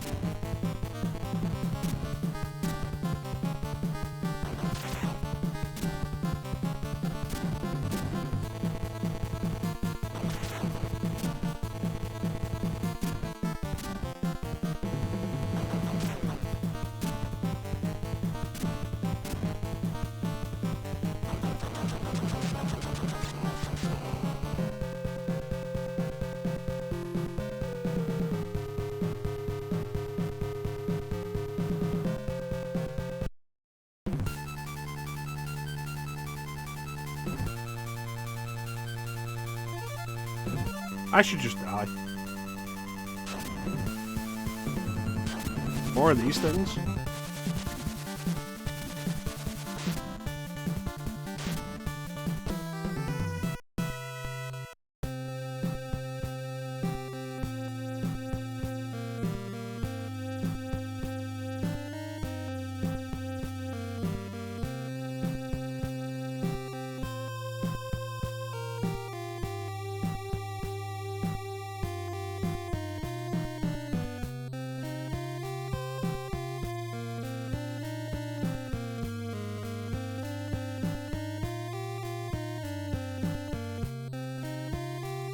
I mean, there's nothing like a game like this to demonstrate. Game over, trademark. There's nothing like a game like this to demonstrate. Why do I still not have any fucking ammo? To demonstrate that I am actually good at video games? I'm just an angry person.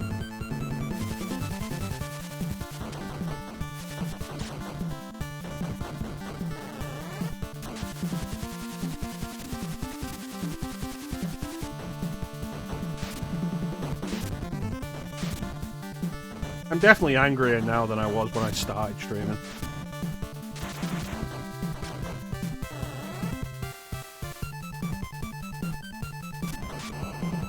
You fucking kidding me?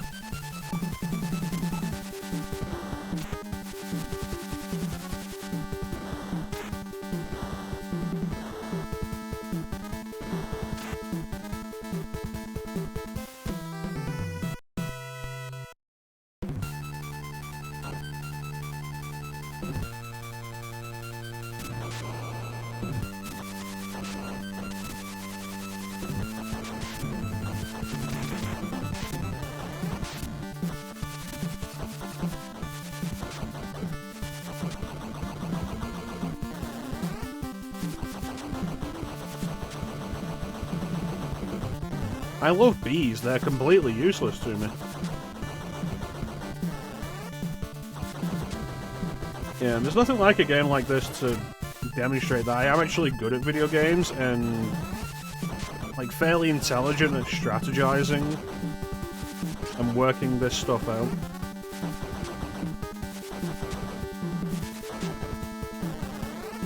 I'm just an angry person.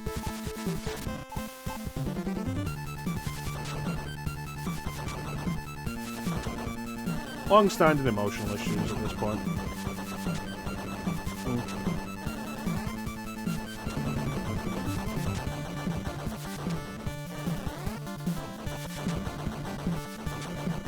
I've always been an angry person. I've always had trouble with my anger. I got better at it. And then it got a lot worse thanks to a specific thing that we're not going to talk about. And now I'm just angry. And bitter.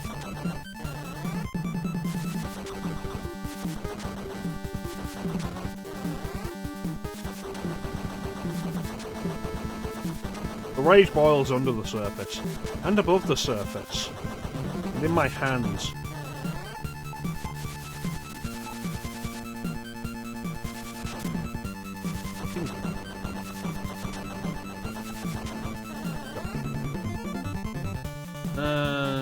Calling it in does more harm than good. Maybe, but I'm used to repressing basically everything.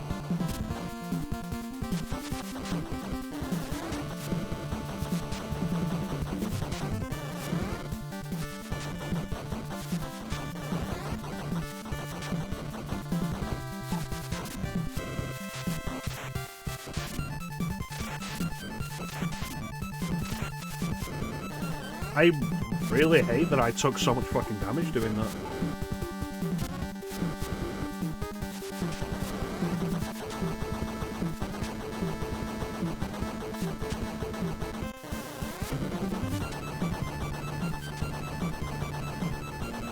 I don't like how picky this game is. Like, you know, it's not picky is the wrong word. Inconsistent. I don't like how inconsistent this game is about enemies respawning.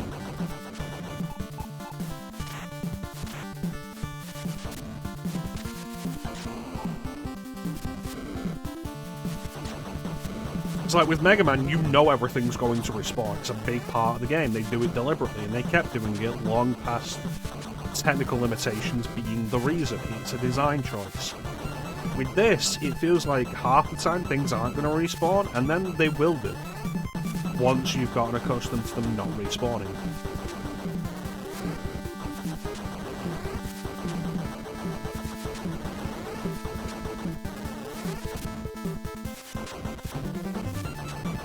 And on top of that, the seeming inconsistency of how much damage an enemy takes before it dies, which I can't be sure I'm not just imagining, but it annoys me.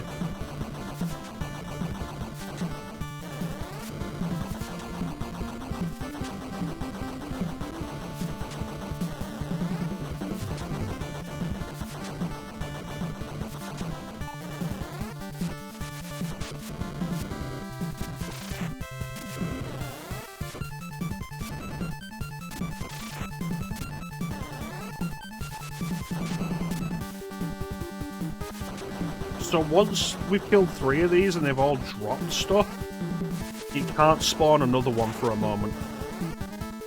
So that's the key that I've realised with this.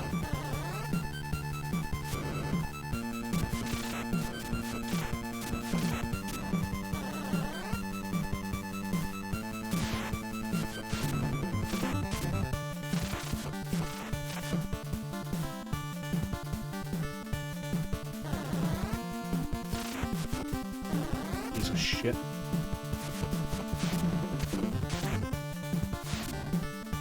Hey, remember all that health I just got?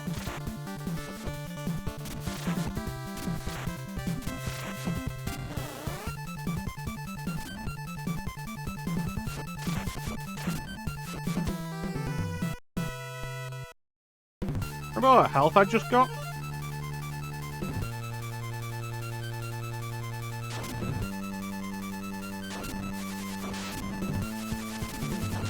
How's everybody doing tonight?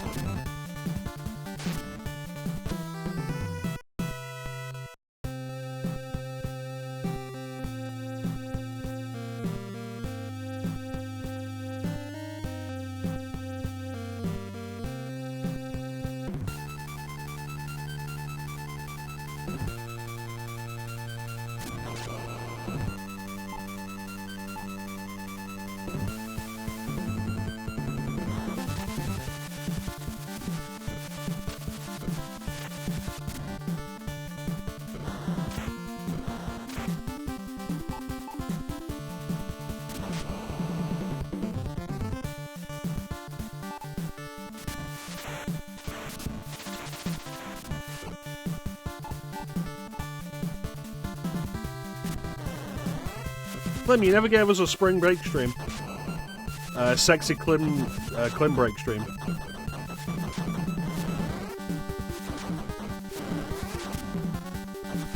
I want to go back to work. I feel that. My week off was, not this week, the week before. You were sick all week? Man, isn't that always the way?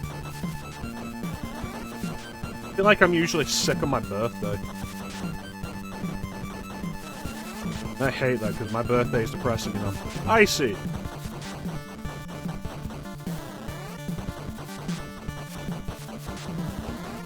Come in here and tell us about Batman.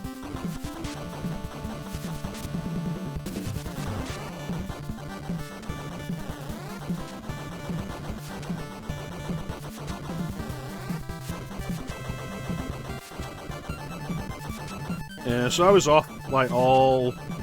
not last week, the week before. Which is why you guys got like 17 streams in the space of a week and a half.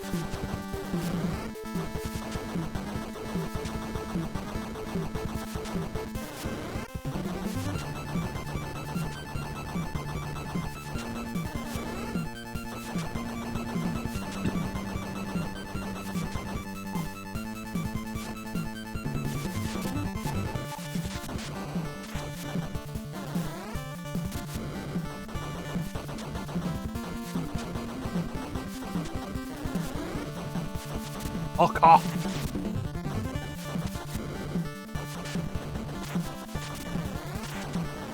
I love how you cannot predict their jumping patterns at all. My favourite thing.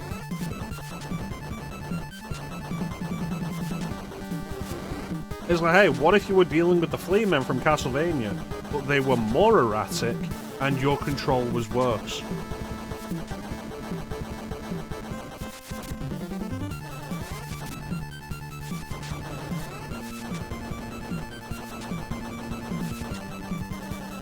Why did I say I was going to play this? Strip said I wasn't going to play any of the 2D Spider-Man games, because they're fucking awful.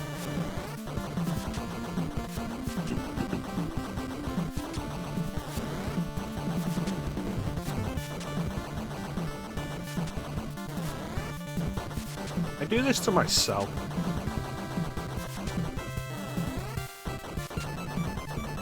Maybe that's why I hate myself. Or maybe it's because I hate myself.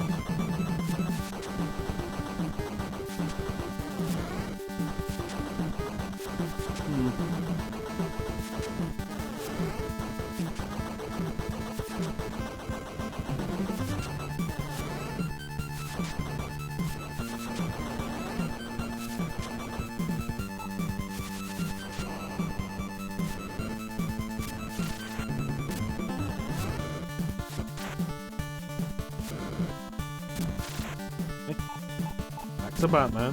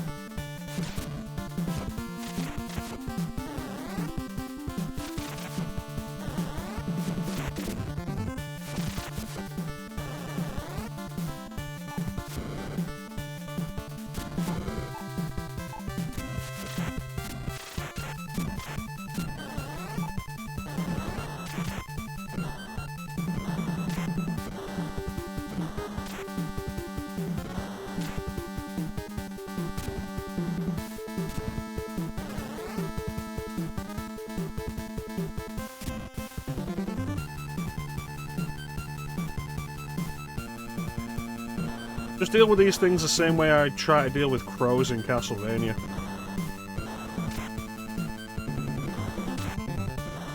Once they're on screen, before they actually aggro, just kill them if you can.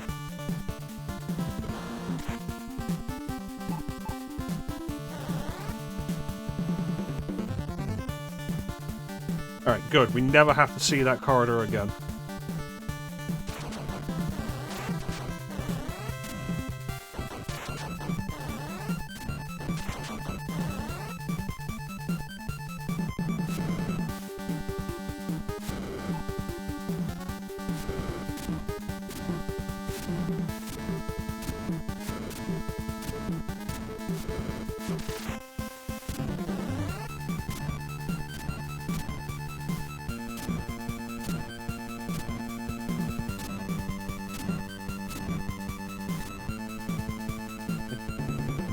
So this is nasty.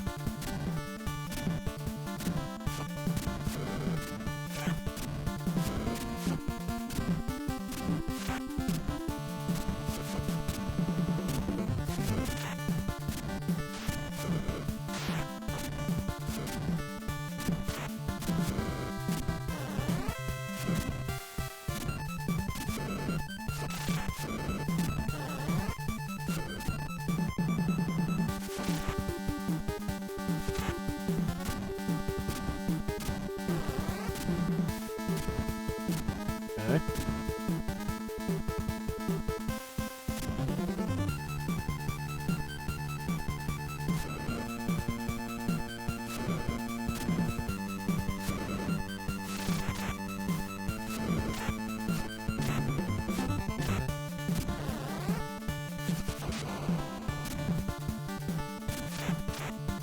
There's no point in destroying that one now, it would come back. How bad is the floor? Oh, it's fine. Alright, let's get some ammo then. Oh no, no it isn't. It's bullshit.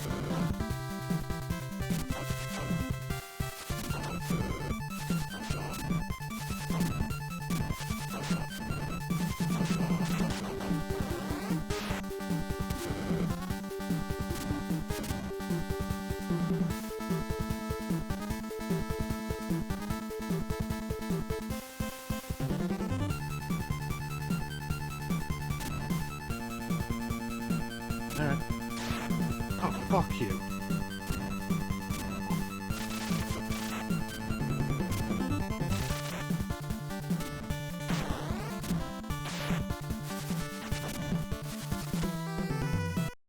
Cool, it's wonderful when I press left and the character doesn't turn.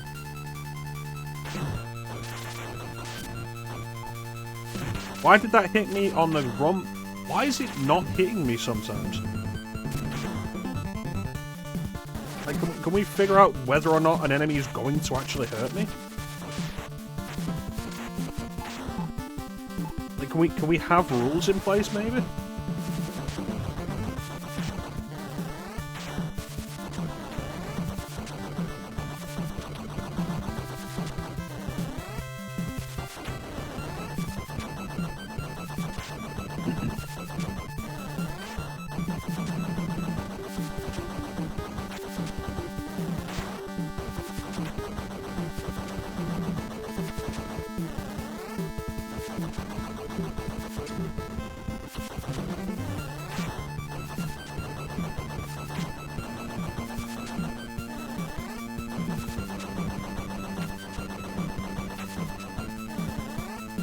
lot of health.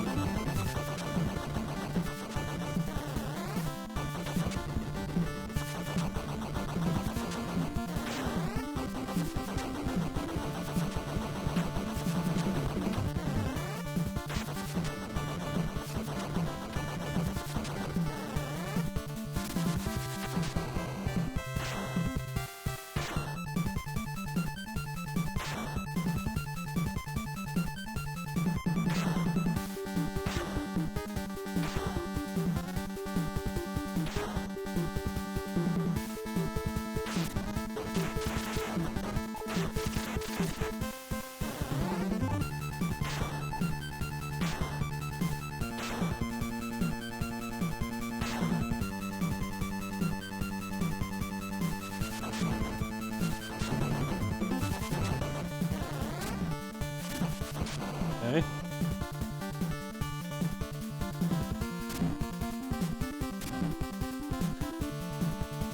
I feel like I'm really not confident about how far Batman can jump. And it's a little concerning. Like, for a game with so much emphasis on its platforming,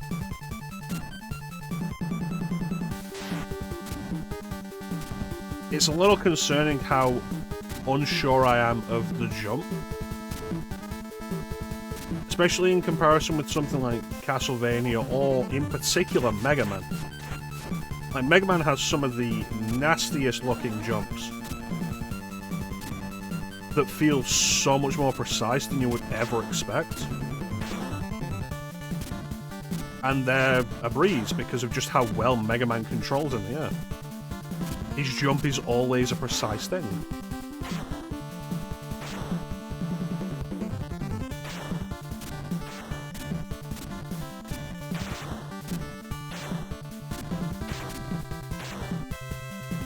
Oh, wonderful.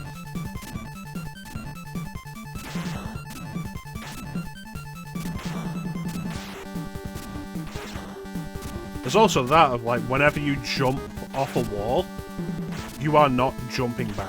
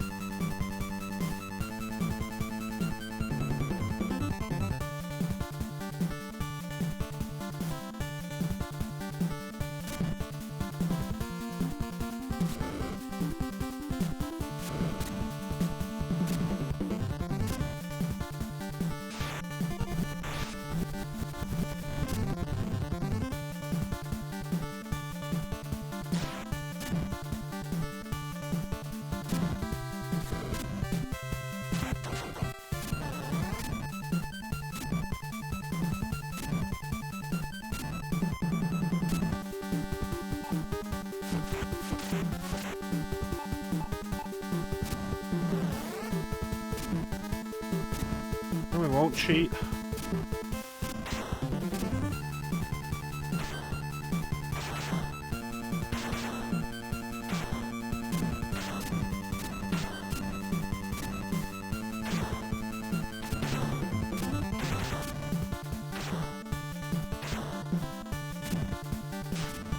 Oh, fucking cards that jump when I press the fucking button.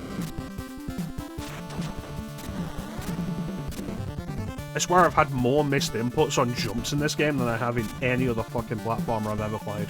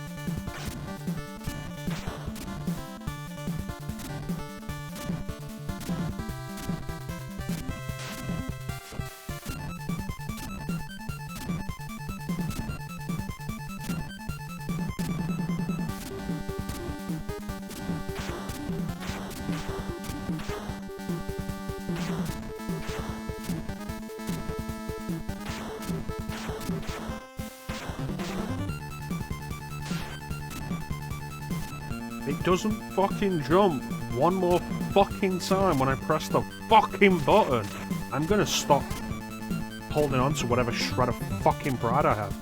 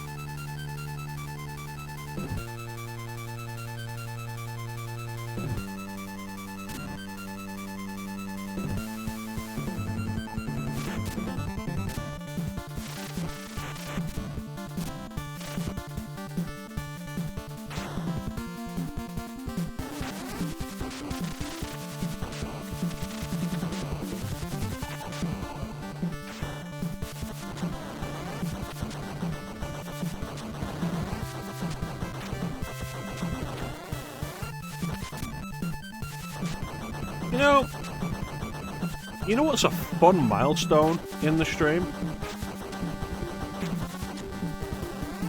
I specifically remember the first time I was genuinely getting angry on stream as being during the Alundra playthrough.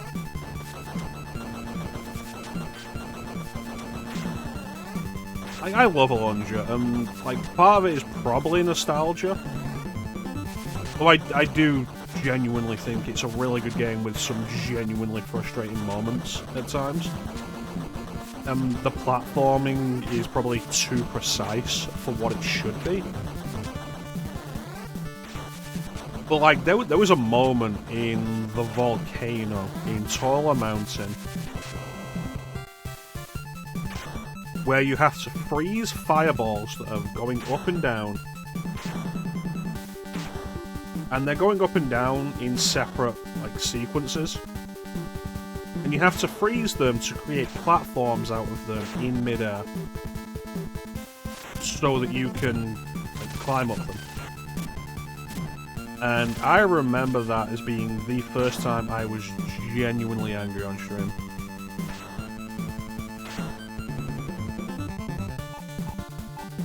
Which is wild, because I played fucking Dark Souls as my first stream game.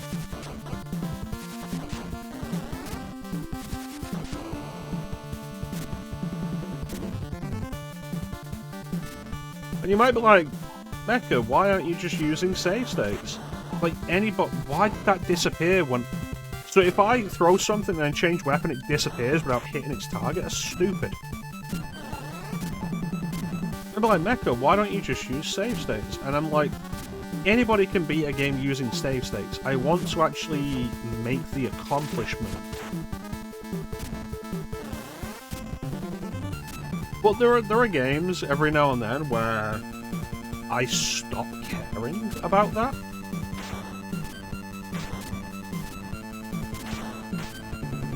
This is very fucking close to being one of them. And the trouble is, once that happens, like, the rest of the game feels empty.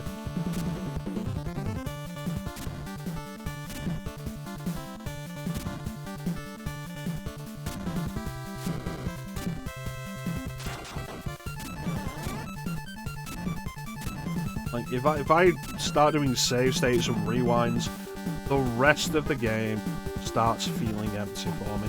Parasite Eve was one of those moments, and I don't regret that, because the entire concept of that final boss, and Clem, who is a huge Parasite Eve fan, agrees with me on this.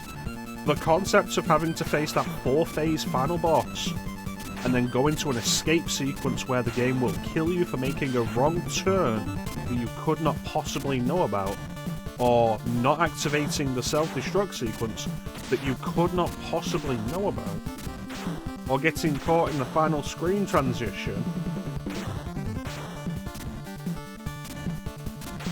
like, is bullshit. Clem agrees with me on that. Fuck's sake.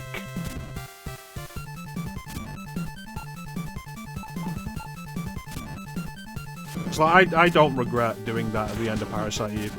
Because it would have meant doing that final boss, that final 4-phase boss, again. And like, the game is bullshit with that. The fact that Parasite Eve dangles a save point in front of your eyes after that 4-phase boss, and that save point is a trap that will kill you, is fucking ridiculous.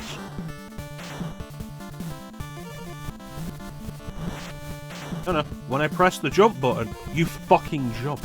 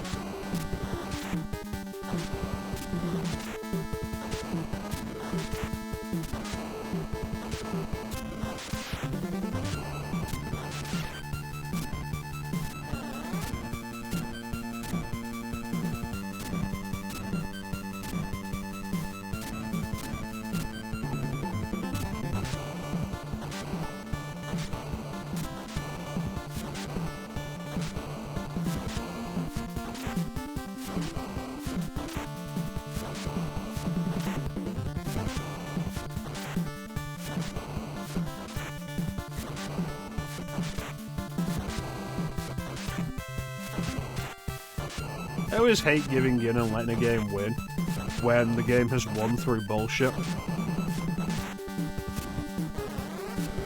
It's like with GoldenEye, how I was doing it on Secret Agent, and then Control was just such absolute fucking nonsense.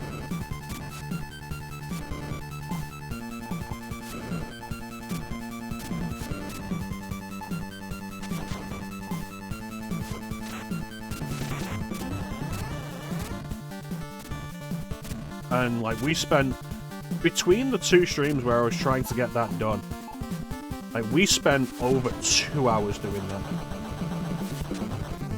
And it just kept breaking on the stupidest of fucking things.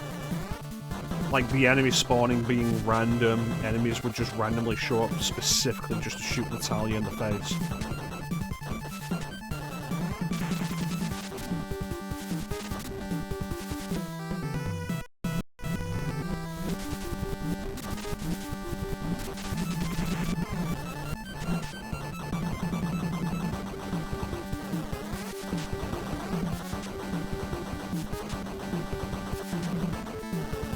And like, moving down to the lower difficulty just so we could get past that level. And those last two levels felt so empty because of it. And I hate that. And like, we'll finish this and I'm not going to feel like I've accomplished anything.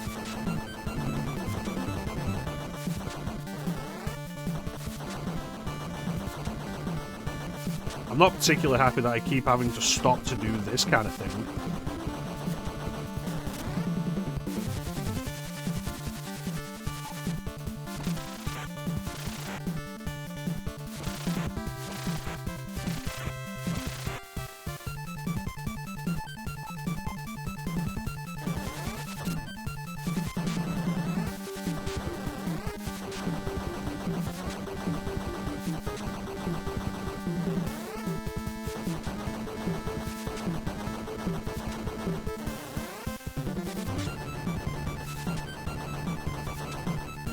And it's not like, why do I feel like I have to defend myself? I've done difficult shit on stream before. I've put up with some ridiculous bullshit. I beat Castlevania 3 without save states. What do I have to prove to any of you?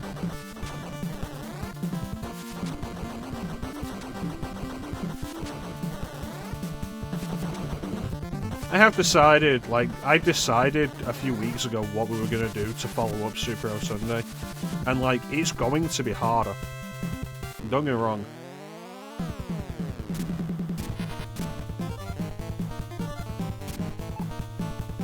We're not doing that again.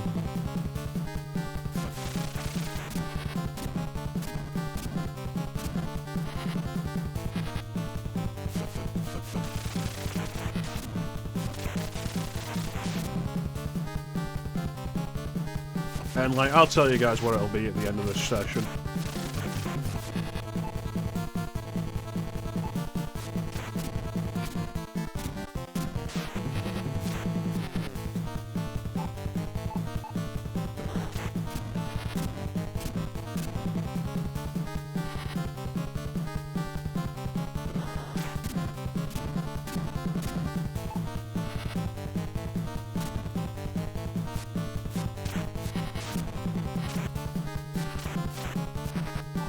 One of my favourite things I realise about Castlevania in hindsight is how enemies have, like, the bosses have health bars.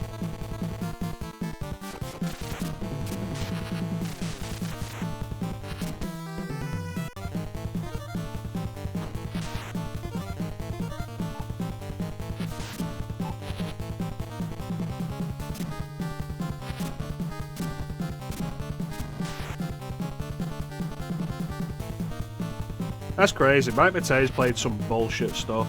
I remember when I used to watch James and Mike Mondays, and, like, yeah, they played some bullshit.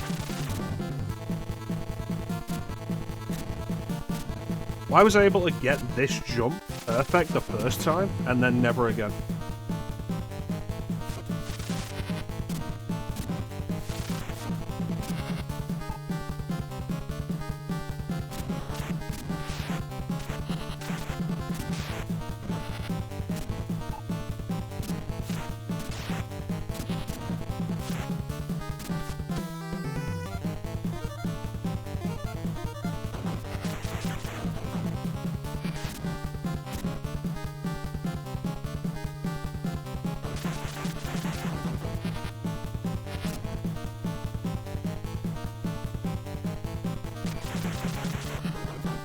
Why doesn't it hurt me there?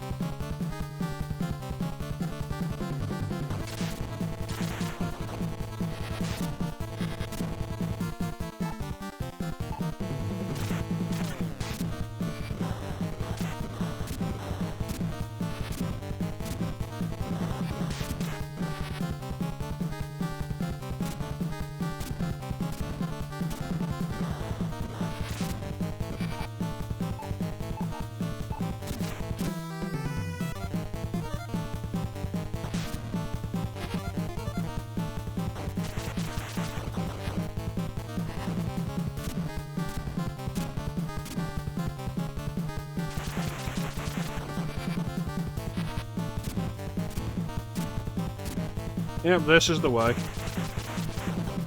Because for some reason they can't hit you there like that, and then you don't move when you drop down.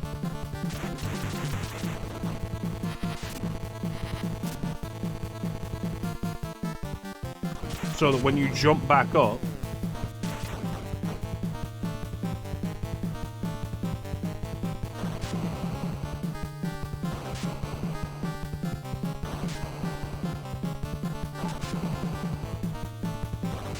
this isn't designed to be fun, is it?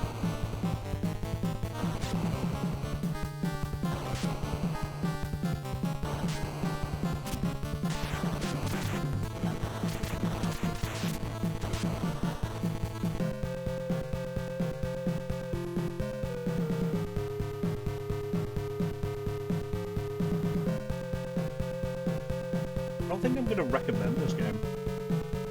I've seen so many other people recommend this as a good game. Oh yeah, it's really good, it's just difficult. And it's like, you know what? Oh, it's fucking bullshit. Awful. And this is coming from somebody who defends Castlevania.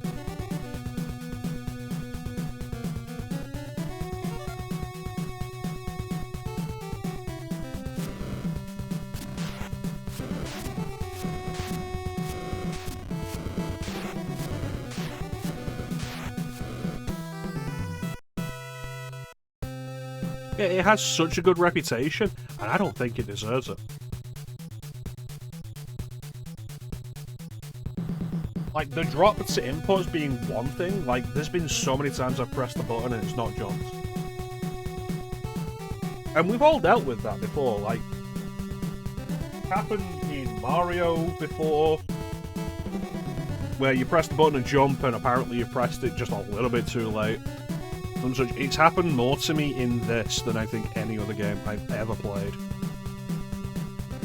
The respawning enemies being so inconsistent, sometimes they respawn, sometimes they don't. Enemy health seeming like it's random. Taking more hits to kill enemies sometimes than others.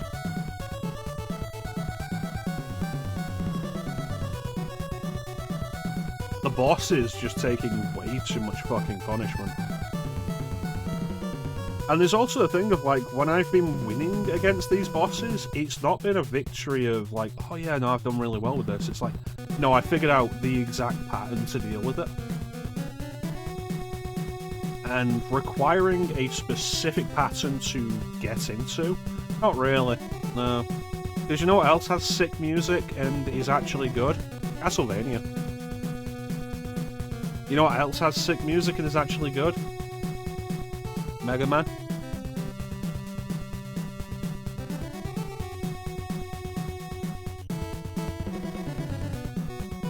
It's like, okay, so we go and figure out the exact right place to stand so that we're not going to get immediately murdered by the enemy, and just maneuver around them. It shouldn't need to be like that. Like, you consider Mega Man or Castlevania, like, because let's be fair, those are the two pinnacles. Like, here's Castlevania, here's Mega Man. Castlevania's on top because it's better. Like, those are the two pinnacles of NES action platformers. And you can walk into a boss fight and win. You don't have to exploit bullshit.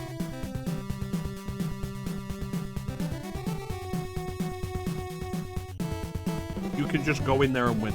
But these bosses, because they're so spongy, and you've got no idea how long any of them's going to take. I don't like this game. We have an ad coming up, we're going to run this ad. Tell me why. Because I'm a fool. So yeah, we'll see you guys in a moment with the conclusion.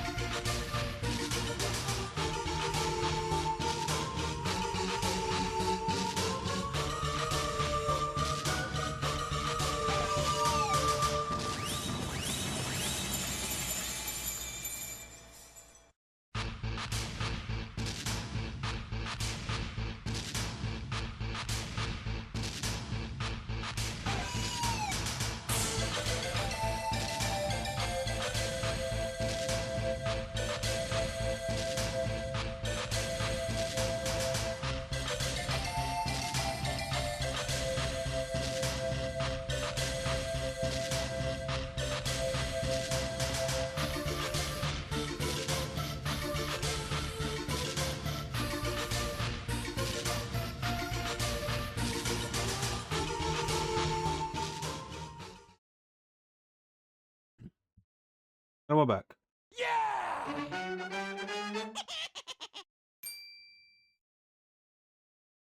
Yeah, Mega Man and Castlevania having health bars in a boss fight is good. It also means you can't obscure how ridiculous boss health bars are. And don't get me wrong, like, Mega Man... Castlevania, probably more so than Mega Man, has, like, some ridiculous boss health. Like, I think about fighting final bosses in some of the classic Castlevanias, and how you'll end up with one hit, like, one whip hit, being, like, sometimes 1 bar of damage, sometimes, like, half a bar of damage. You have to hit them twice to get that 1 bar to go down. And that's crazy. But knowing what you're doing is a big difference, I think.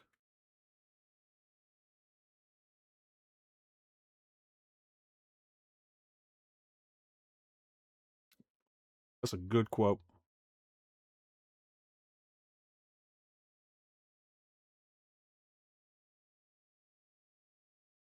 I think the best games I've played with the Atari logo were the Dragon Ball Z games back when they had the license for them. Let's go!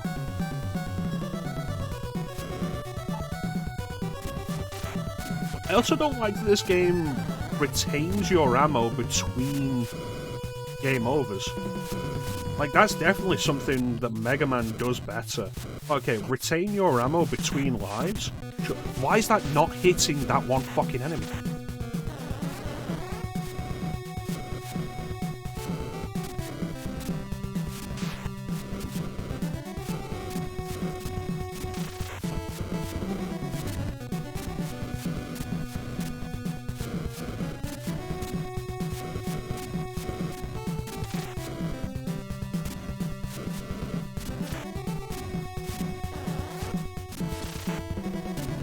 Like, Mega Man retaining your ammo count between lives, fair enough, makes sense. Resetting it when you get a game over, good idea. Maybe you got a game over for a reason. This being like, oh, you got a game over, cool. You still have exactly however much ammo you died with? Stupid.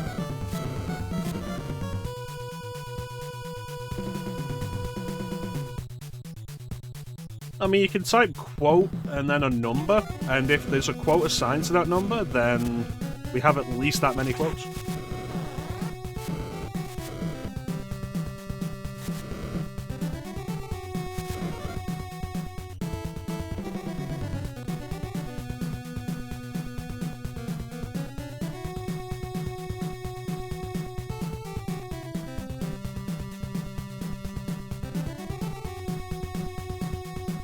Okay, so definitely less than 400.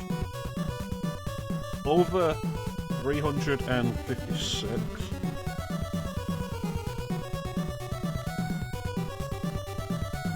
It's around there. There you go, 380. So that's from GoldenEye, so that's recent. That's last month. Have we had any more since then?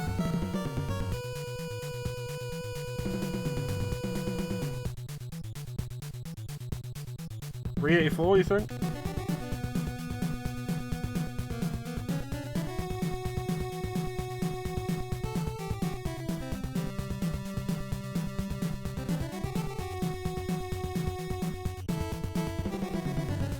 Yeah, Bane got a lot of good ones out of the Spider-Man stream.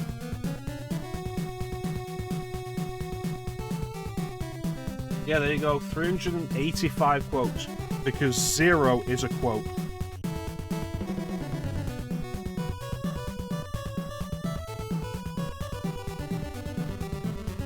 There you go.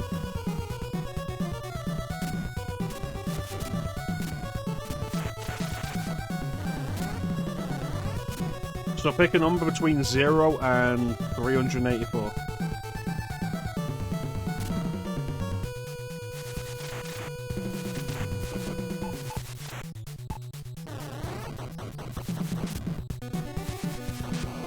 No, that was bullshit.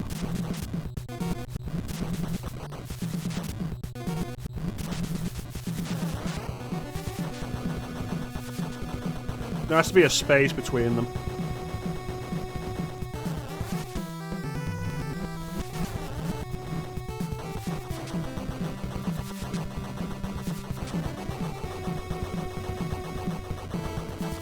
I remember what that was about.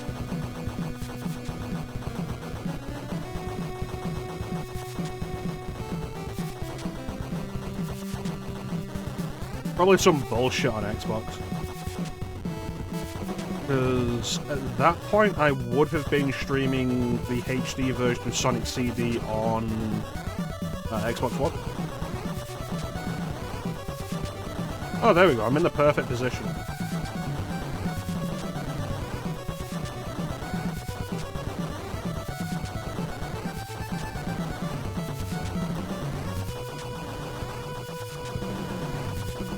Is any of this going to be health?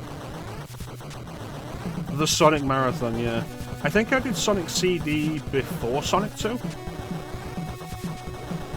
think my justification was that Sonic CD doesn't have Tails in it. And since Tails' introduction in Sonic 2, he's been basically ever present on Sonic's adventures.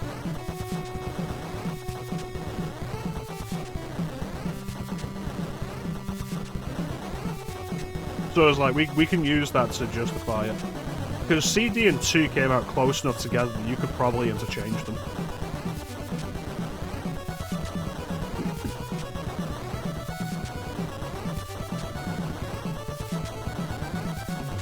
Will I ever do another Sonic Marathon? No.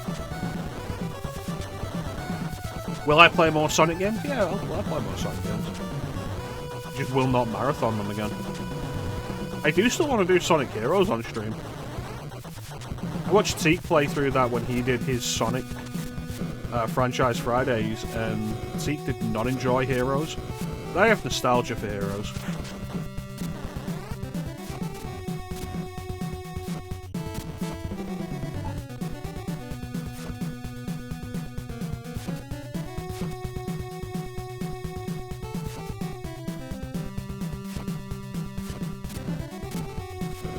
It is a pattern. 1, 1, 2.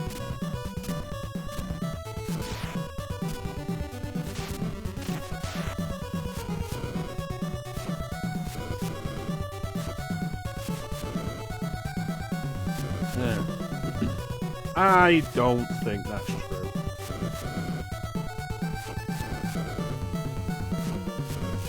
I don't think I've ever been as, like, absolutely fucking incensed. You know what? No. Because I pressed the jump button and you didn't fucking jump. I don't think I've ever been as absolutely incensed with Sonic Heroes as I was with the Bio-Lizard fight in Adventure 2.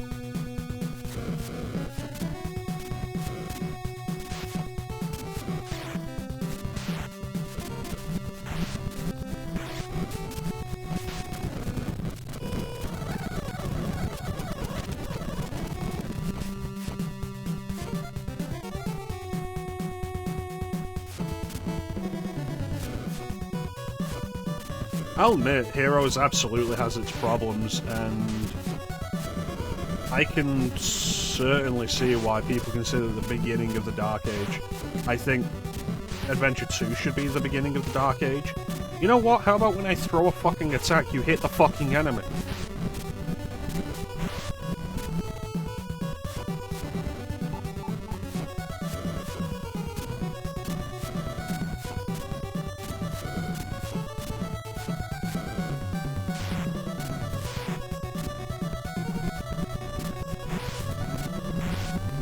So, I remember in the Angry Video Game Nerd episode,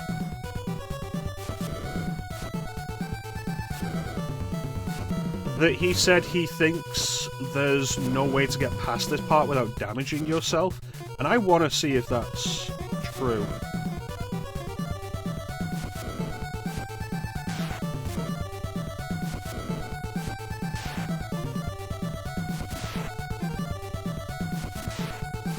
I think it is true, which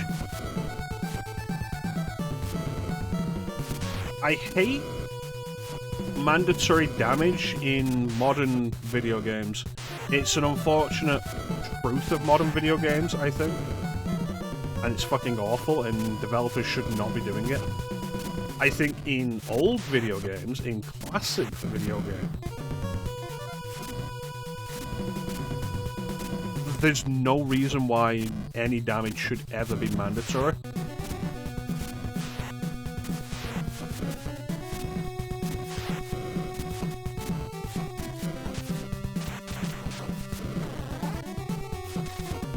We're doing that better.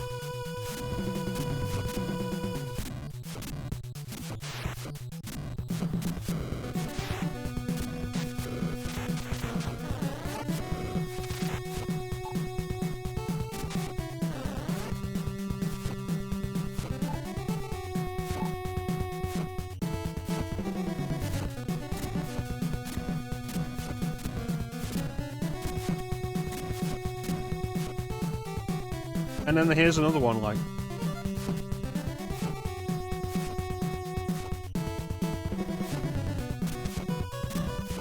Like, is it just mandatory damage meant to soften you up before the final fucking boss?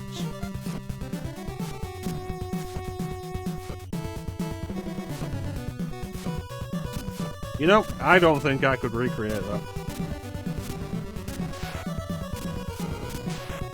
And these enemies placed exactly where you will have to get damaged.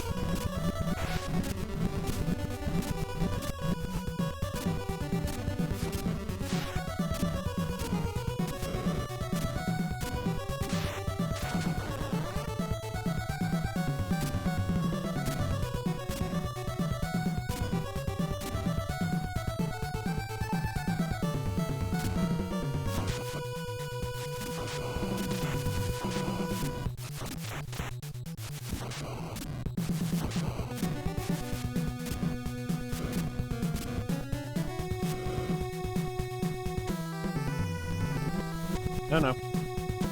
No, no, no, no, no. No, no, no, no. Do the fucking wall jump, you cunt.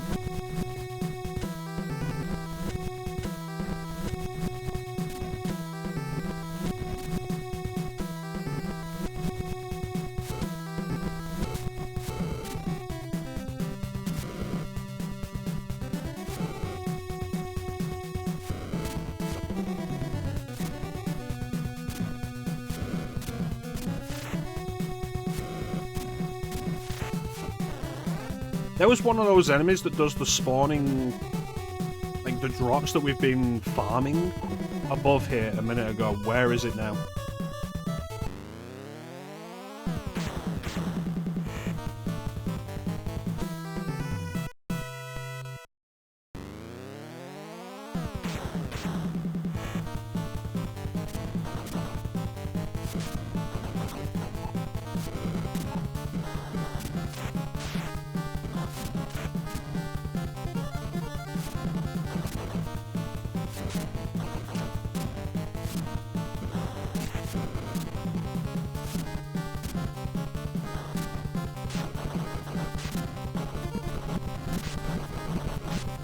Why am I even still playing this when I'm clearly cheating to win? Like, what's the value of the victory?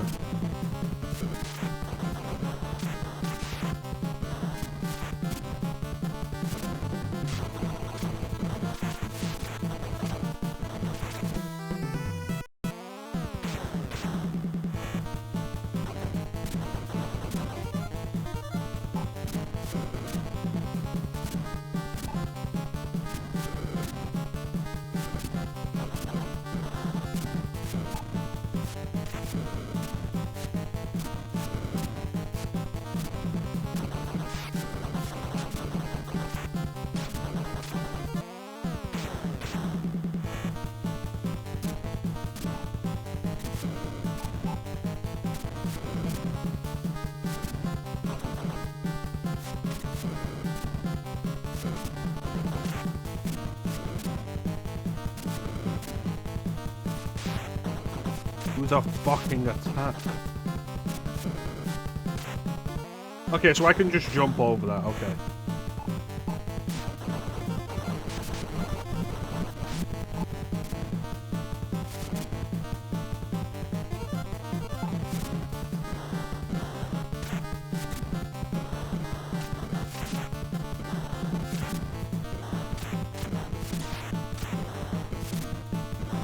Again, I feel like with Mega Man, I would have known from the minute he shot that fireball the first time that I'd be able to jump over it.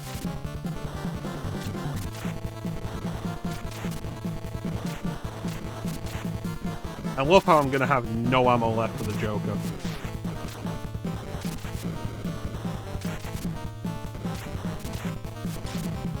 I love how I went into this with like max ammo and now I've got nothing left. Oh, wonderful.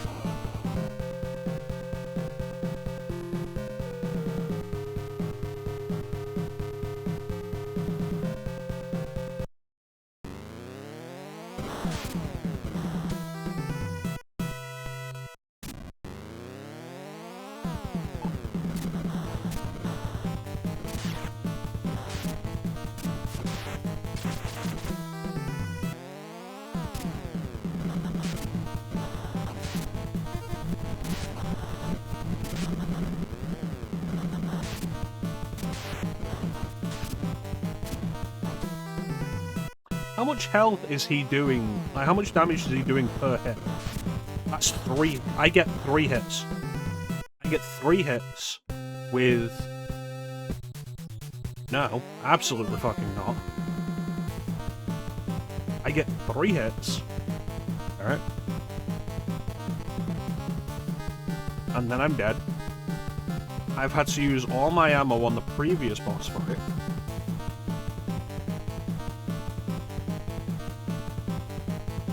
He summons lightning.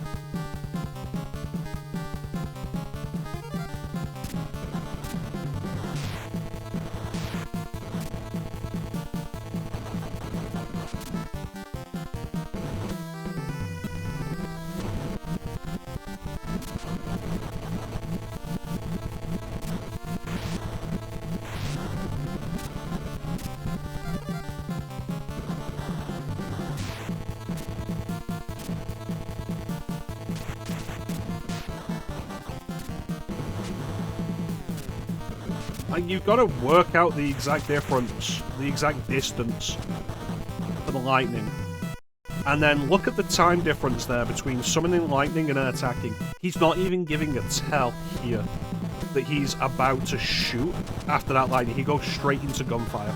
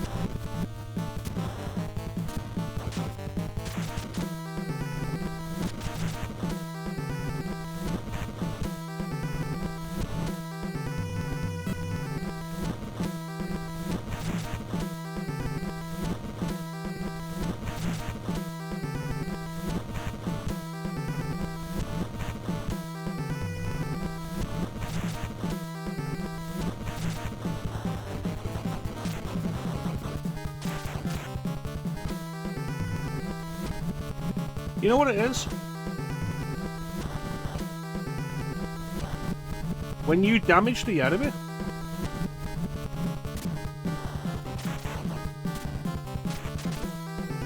they can't hurt you. That's exactly what it is. Look at the hitbox on that.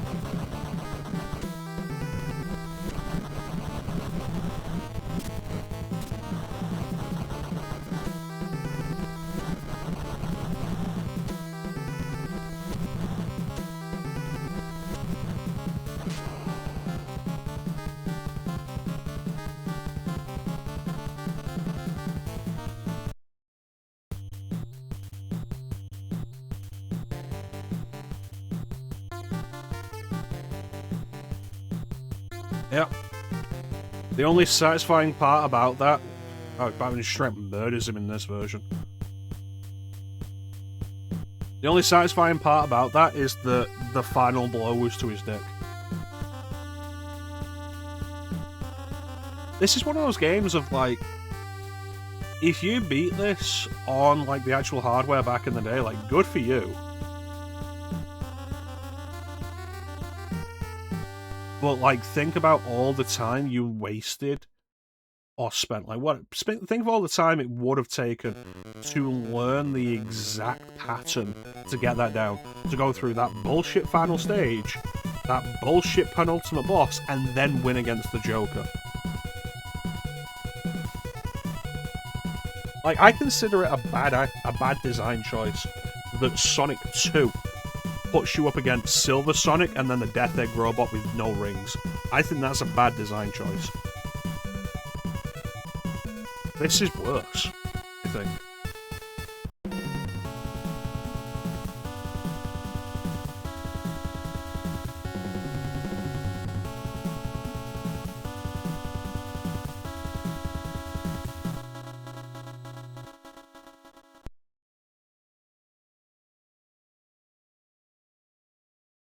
Trademark.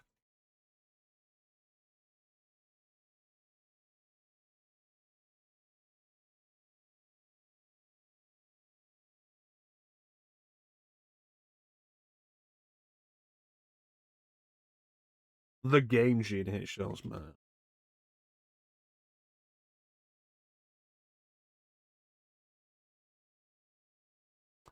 Alright, fuck that.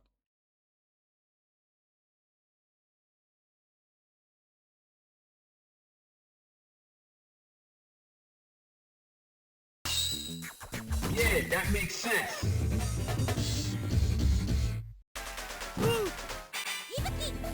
Fighters ready. Engage.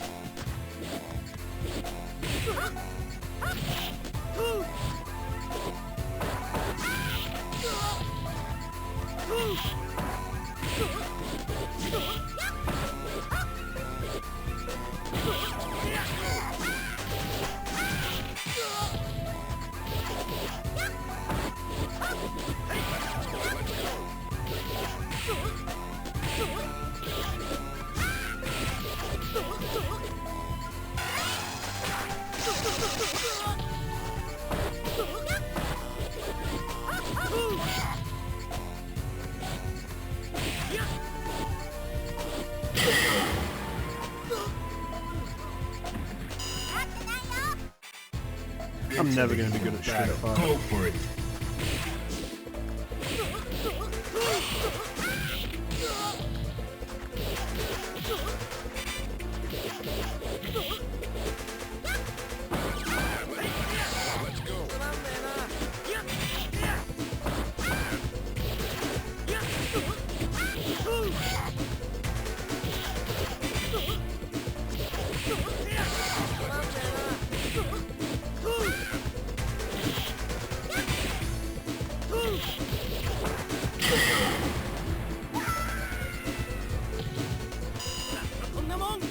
Final round.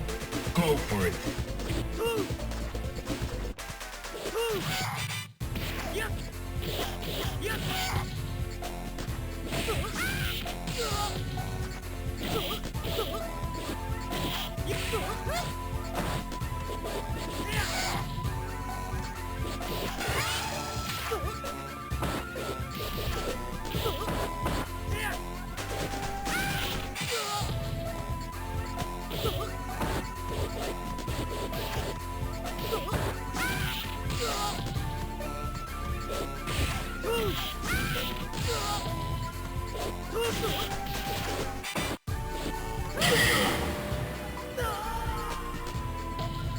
You win.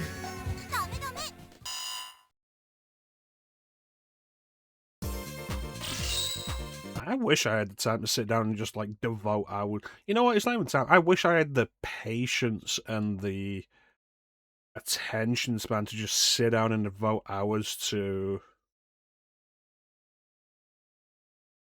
a fighting game.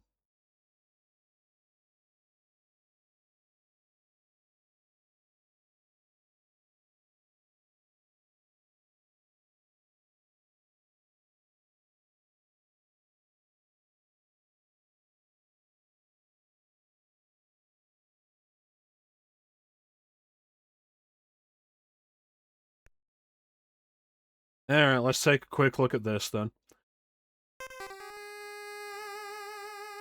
The sequel Sunsoft released before Batman Returns came out, which they did not get the license to, that went to Konami.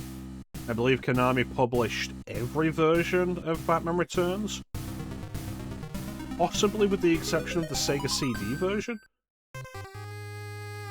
You know what, that's probably not even true. They probably had the NES and Super Nintendo versions, and that was it. I think Sega had the Mega Drive version, and the Sega CD version. There was an Atari Lynx that was probably published by Atari.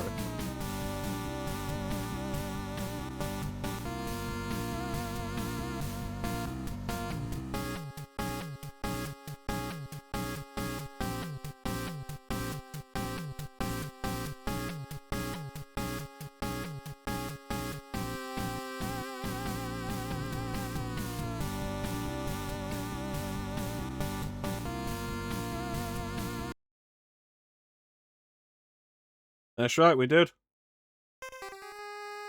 But my guess is that Sunsoft still had the license for the first movie, like to make a game of the first movie.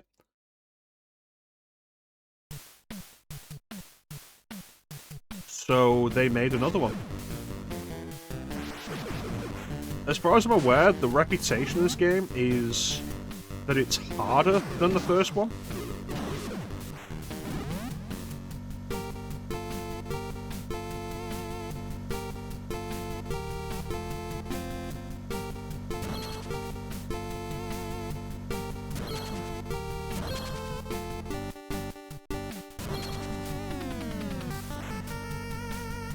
But it has really good music.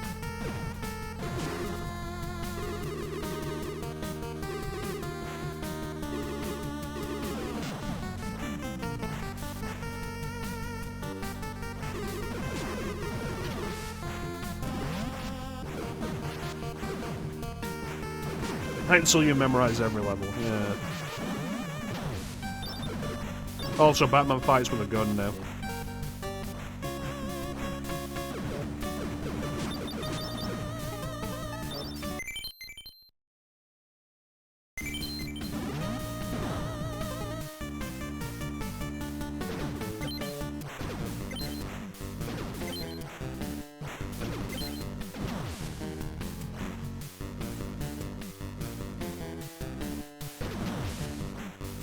What's that?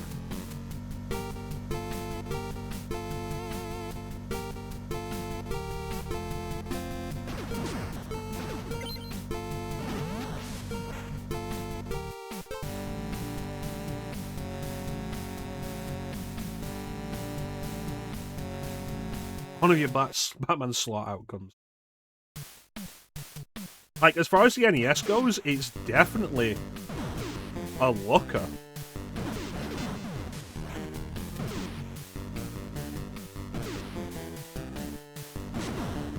Like, the sprite's bigger, it's more detailed.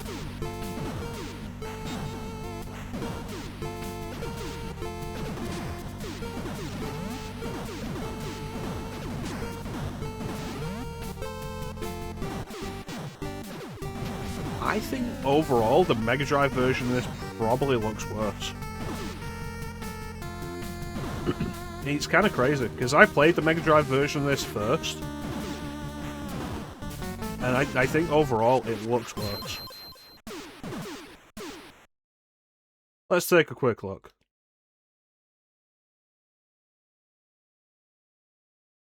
Because I'm not even going to pretend like I'm going to try and play all the way through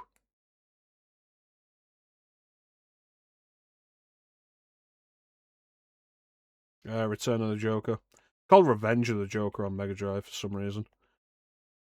There we are.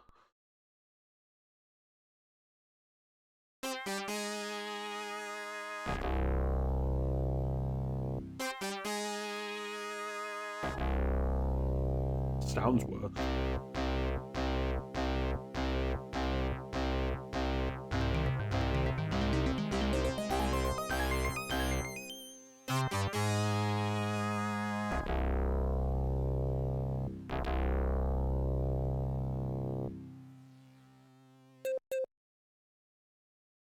Alright, fire jump kit.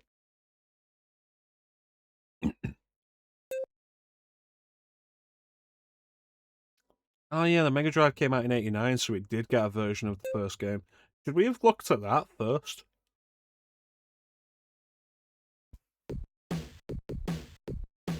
It definitely looks worse.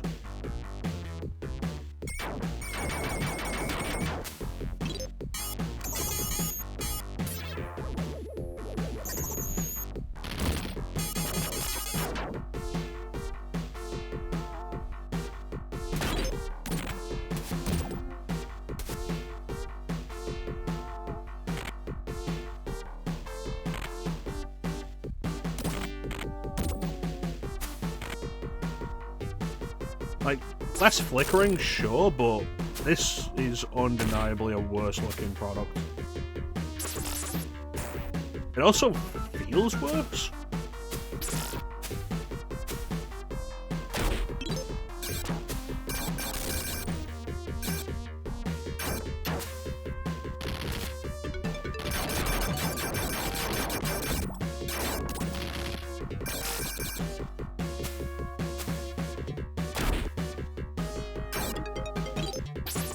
Right, C was the good one, right?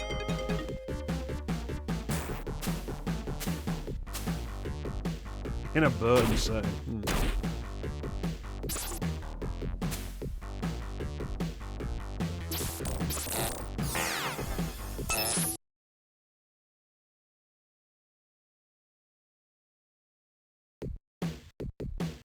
That's enough of that. I suppose, real quick, we can take a look at the Mega Drive version of the first movie game.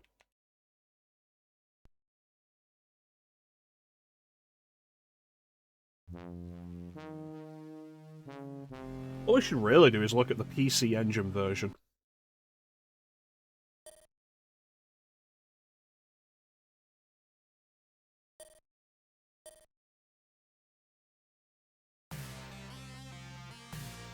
But yeah, this is a completely different game.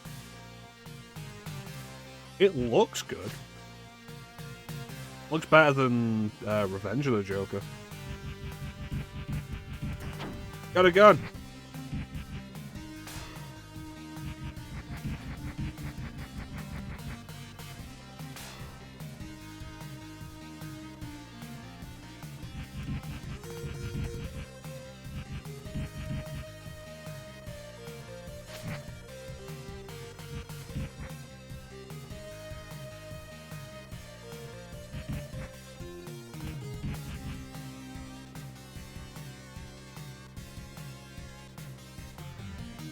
We can look at these, because I'm never going to play these in full.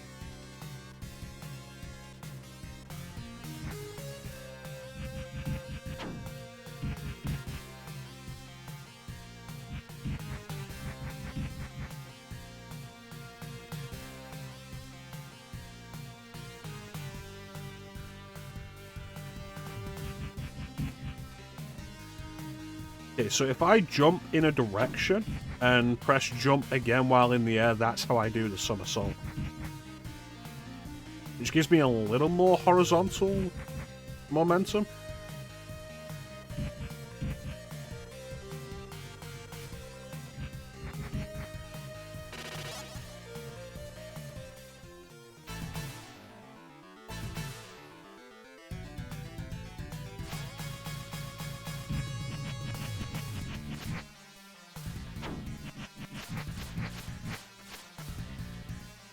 Batman, why do you keep throwing batarangs at guys, at like everybody's dicks?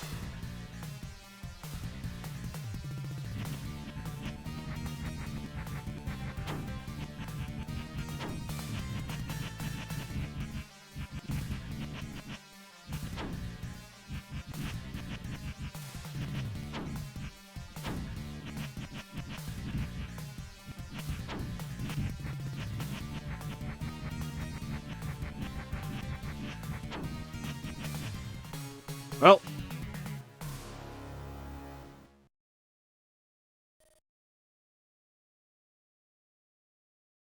Is there another one worth looking at real quick?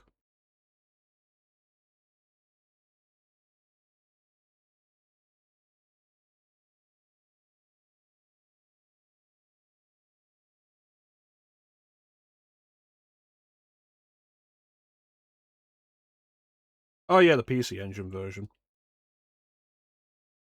Released only in Japan.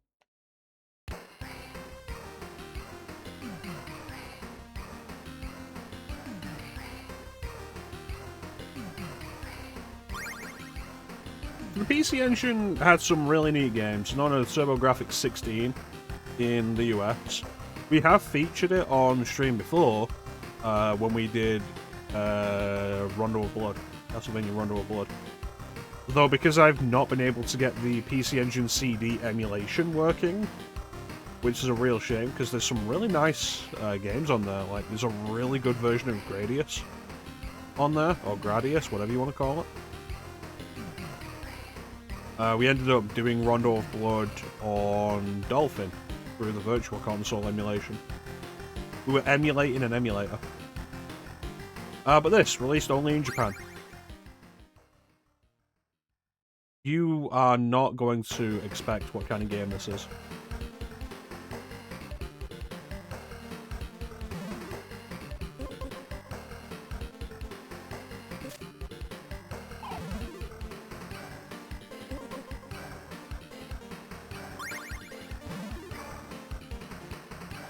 What does this sound font remind me of?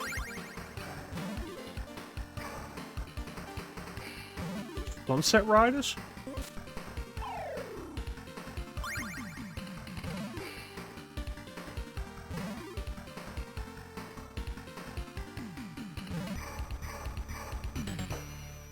Mason does TurboGrafx 16. Well, we tried, if you remember, Teague, we tried to figure out why I couldn't emulate PC Engine CD. And, like, neither of us could figure it out. It just would not work.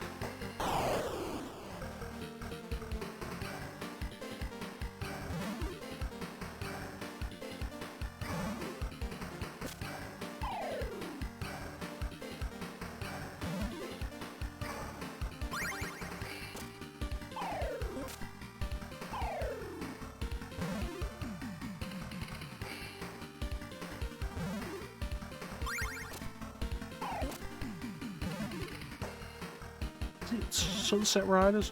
The specific, like, the heavy percussion, the duh.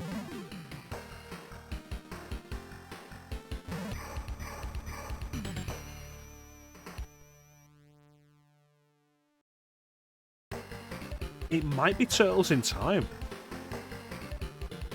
Like, I'm definitely thinking Konami something.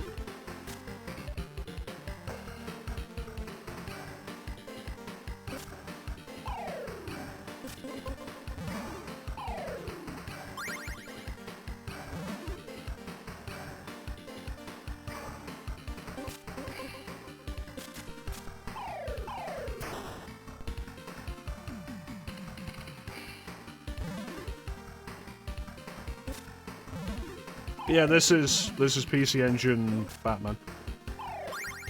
Not the most interesting game you'll ever play on the system.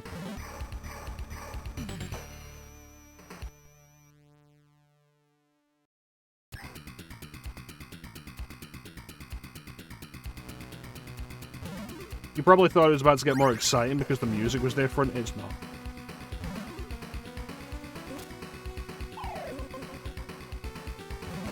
Oh, it's interesting that this is the same music from the NES version, actually. It's the same track.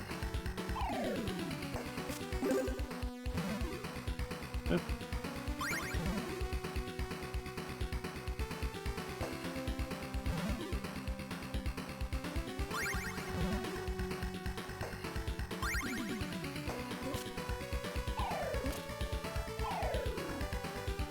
So the goal isn't to even deal with the enemies, just like collect those. And we just keep going.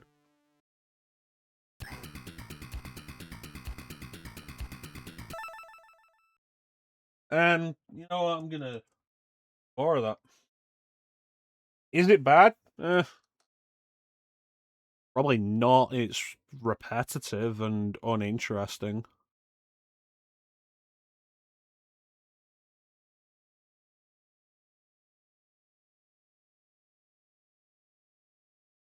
You know what, real quick, while we're here, let's try and run a PC Engine CD game.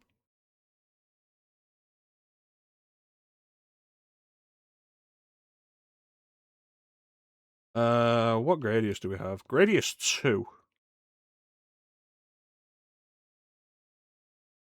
Really, none of the cores I have will do it. NEC. There we are. Yeah, PC Engine. Okay, I'm probably looking at the wrong one. Alright. And it's weird because, like, I've got the BIOS files. And even if mine didn't work, Teak gave me his BIOS files.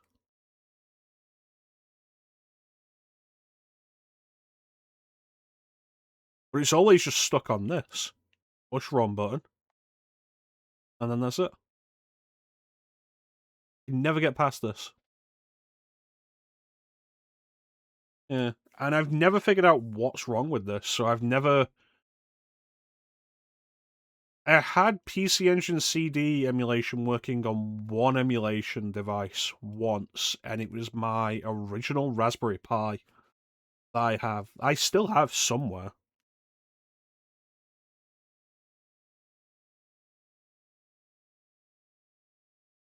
So if I was desperate for it, like, I could just get that out, but there's not really anything on PC Engine CD that really matters.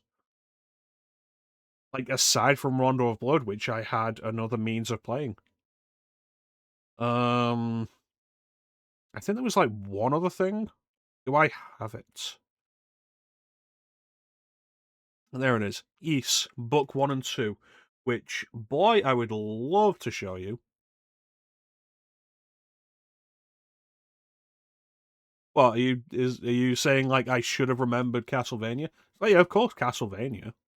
And then, like, that's it. The rest of this is just not all that interesting, I guess. Stuff that could be played elsewhere, like, oh, Gradius 2. Cool, there are other ways to play Gradius 2. Lords of Thunder, Might and Magic, blah blah blah blah blah blah blah blah blah blah blah blah blah blah blah. Valis, yeah, sure, I'd love to play these. Doesn't really matter, and there are Valis collections. So, I think there's 3 separate Valis collections on Switch now that cover, like, every iteration of every release. I would like to do East Book 1 and 2 on stream.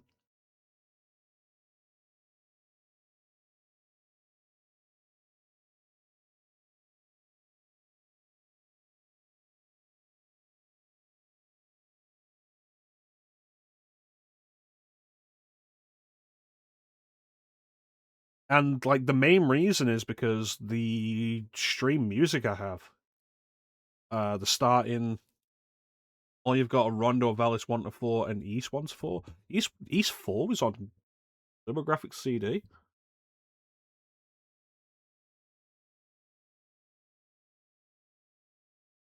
I'm thinking of East 3. No, East 4, Mask of the Sun, and... is it Dawn of East? It had 2 separate versions. I was only aware of the 2 separate versions. I didn't remember either of those being on Engine CD. Regardless, if you want to play East 4 these days, the remake, Memories of Celceta, is the best way to play it. But yeah, I'd love to show this off at the very least, like, show it off. Because it's where the starting, BRB, and ending music comes from, specifically this version of East.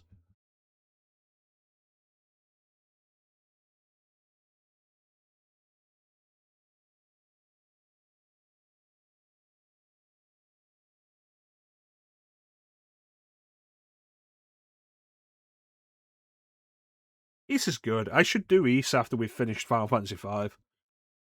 My plan is to do East 1 and 2. Because, like, ever since the original release, which was on a Japanese home computer, I can't even remember what specific home computer it was. Like, ever since the original release of East 1 and then East 2, like, East 1, Ancient East Vanished, and East 2, I don't remember if it has a subtitle. Every release since then has bundled the 2 of them together because they're a complete story. So, like, we're going to do East 1 and 2 Chronicles Plus on Steam, which is an enhanced version of the PSP version, which is the version I played. and we're going to do both games, but I'm probably going to do that after Final Fantasy V. There's some fantastic music.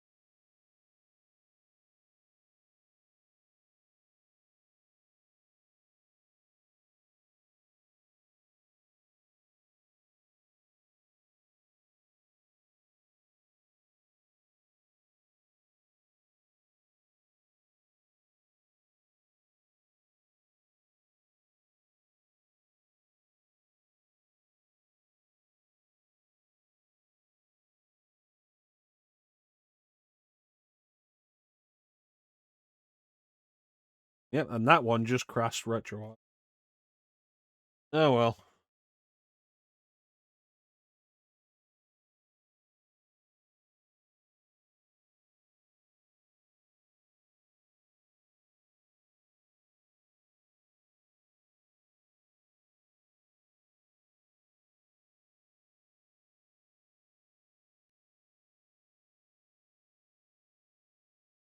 Now we're just playing Doom music.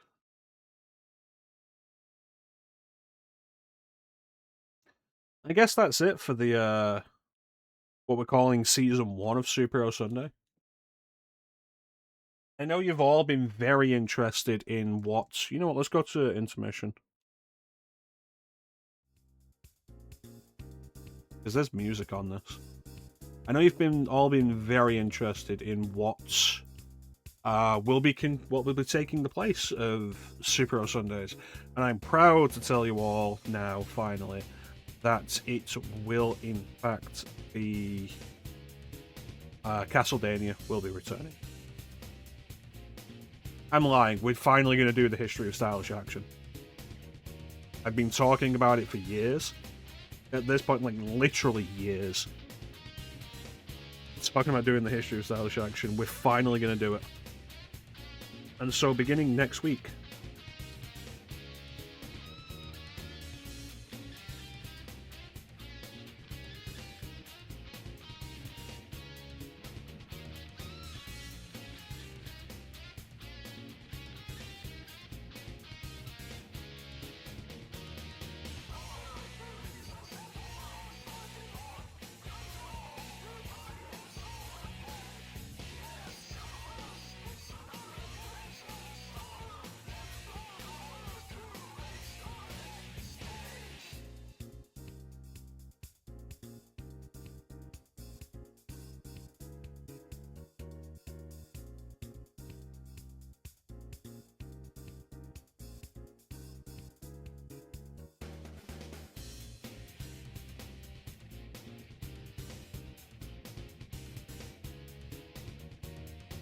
Alright, here we go. Open her up.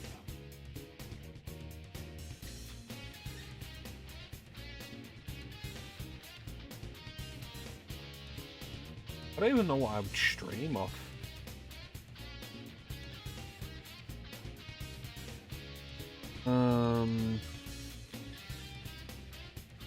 But you... Oh. Oh, yeah.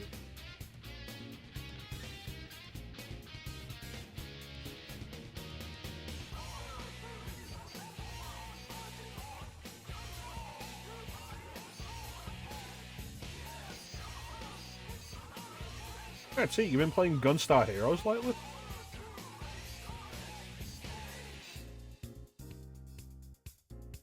Like, this isn't the stuff I've been playing. I've never played Gunstar Superhero. Oh, Magic's live?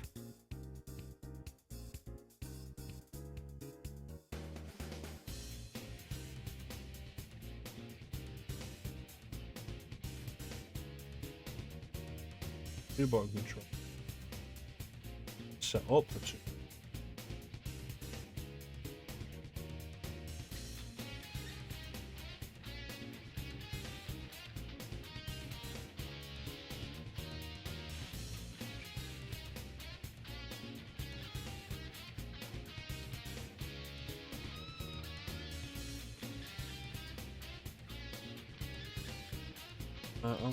Okay, let's give it a try.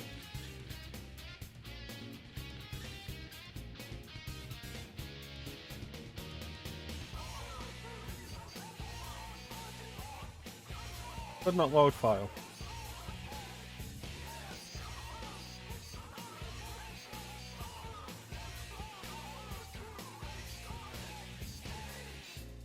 Hi. Settings firm.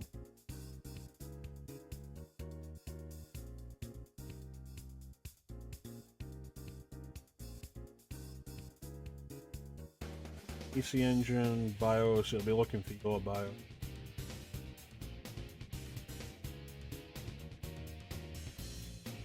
Decent folder, go.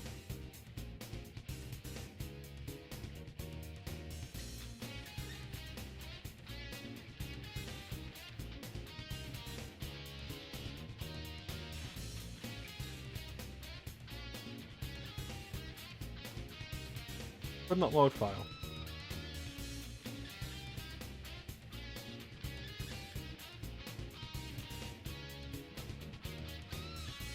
Am I doomed to never play? Settings, emulation, yeah. Emulation, firmwares.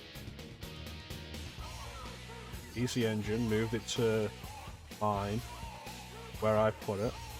Do it again, just in case.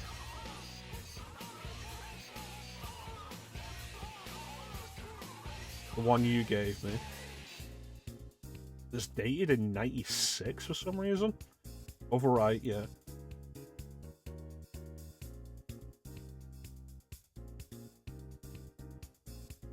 And open, and we will choose the only game I truly care about on PC, which is Castlevania. Error could not open file. Maybe I'm cursed. Could that be it? Am I cursed?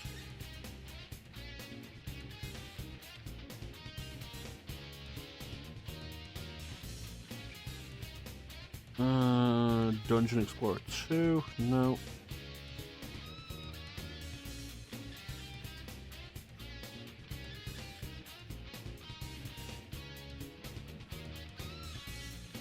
Alright, we have 7 minutes.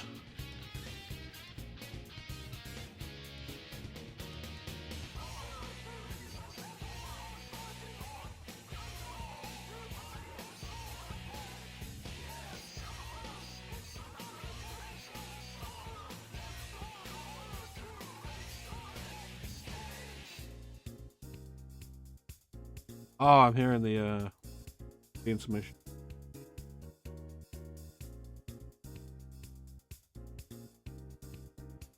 Yeah, fascinating. And that it doesn't work.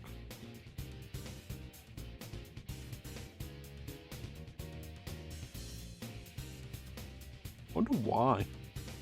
Why I can't get this to work for me. Let's try a different system. Let's try Gunstar Superheroes.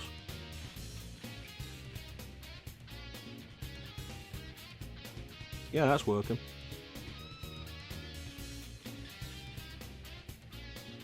No, I play it in Japanese. I'm not there for the plot, I don't care. So that's working.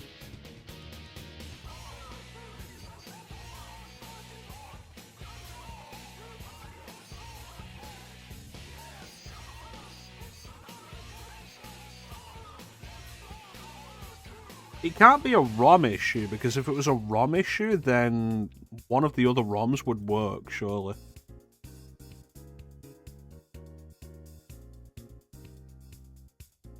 Alice 2, no.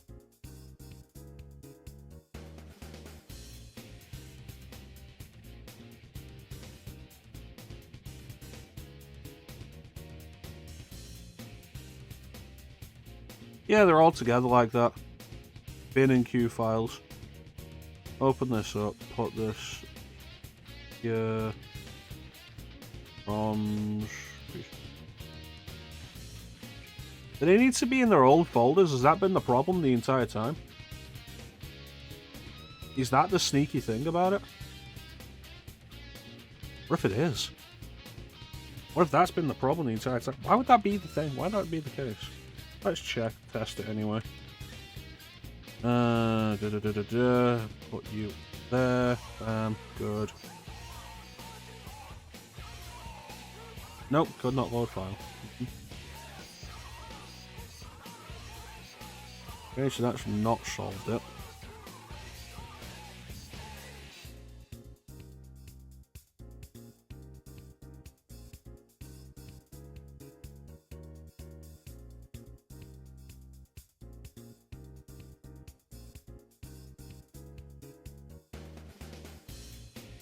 See, I was doing that with PS1 games before I was able to compress them, before I learned about all the compression stuff.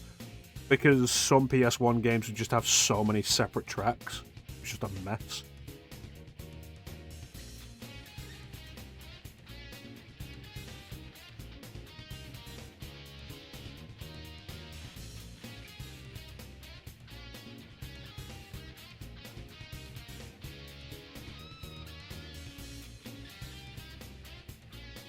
What if I try my BIOS file?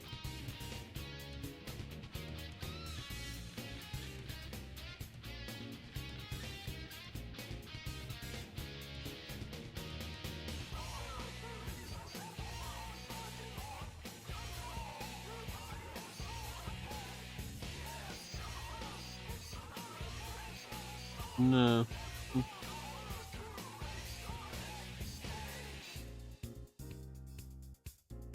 It's odd because I have Sega CD working.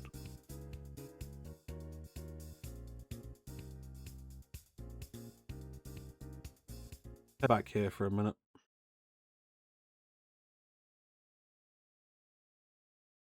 Snooze that.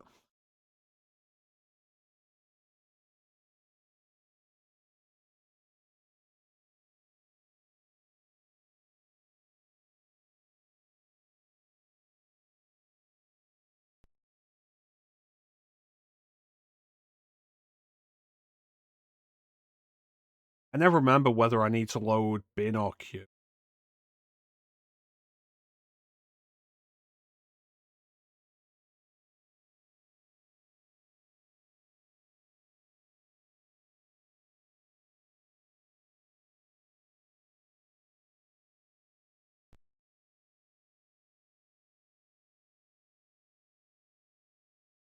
Hmm.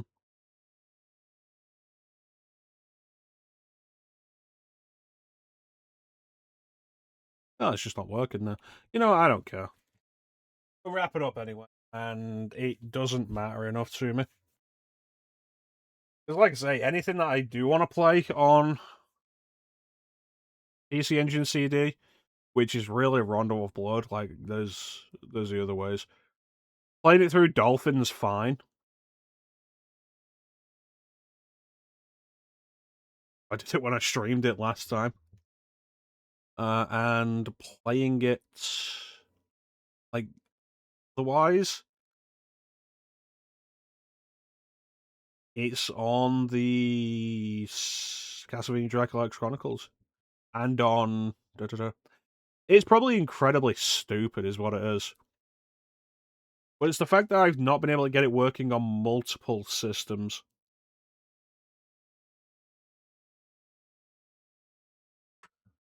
I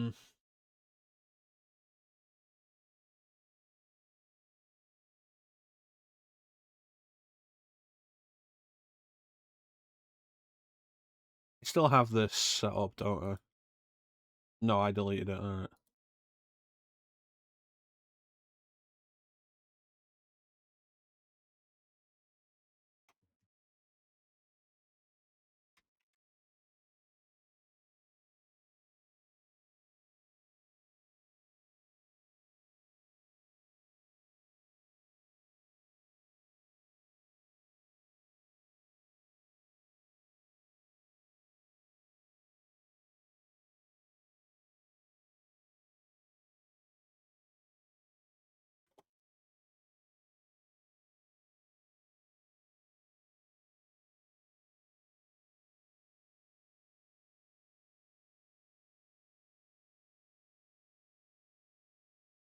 Yes.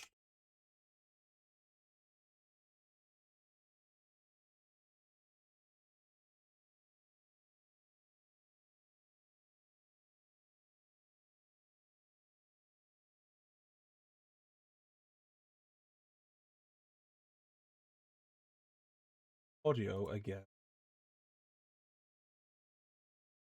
So this one should be familiar.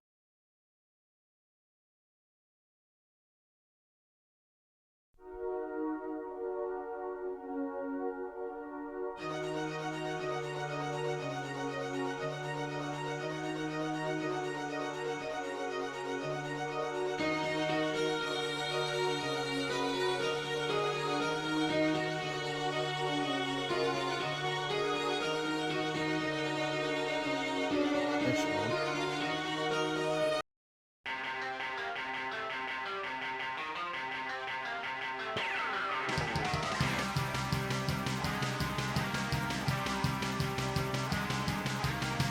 Here we are.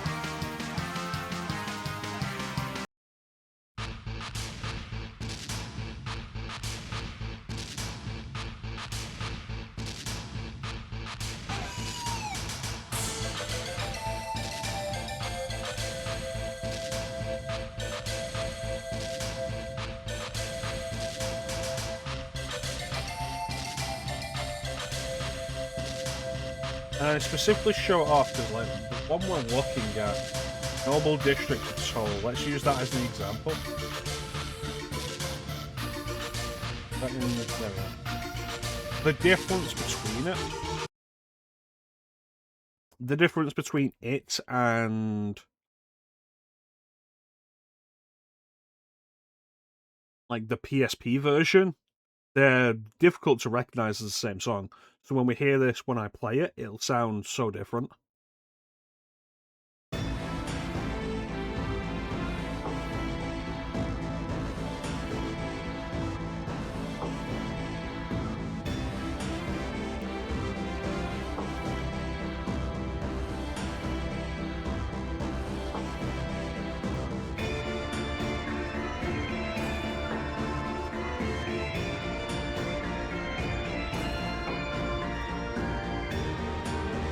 Honestly, if you're interested in good music, all of these games have fantastic soundtracks.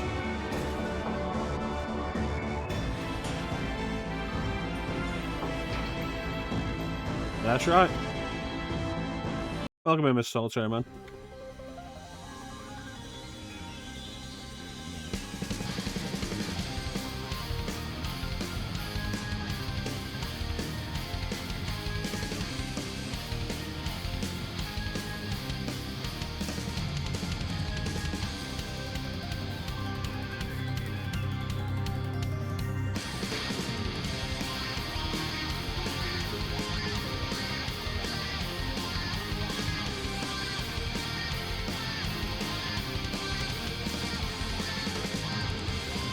Heavily debated because I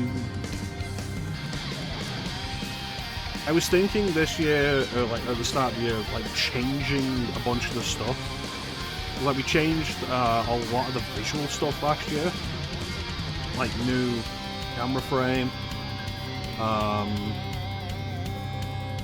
new scenes, new layouts, and everything. And I was debating this year.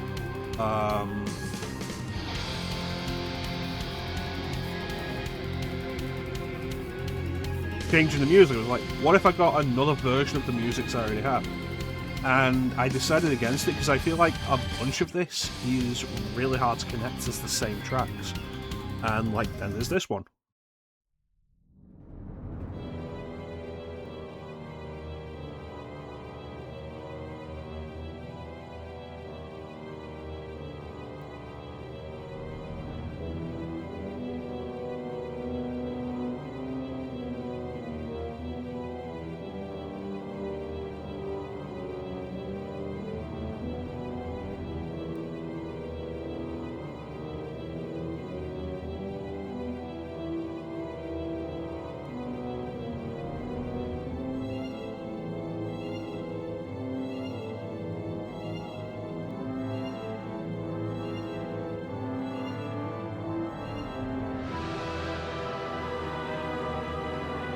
It's like, it doesn't even have the same duh duh duh duh duh duh. It goes into a different rank reprise, a heavier reprise of the main melody.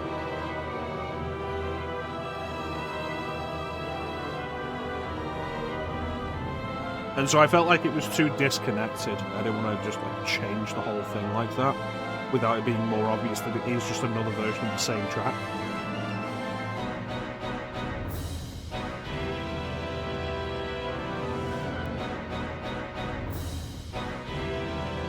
Plus, it feels much more ominous than the one I use already.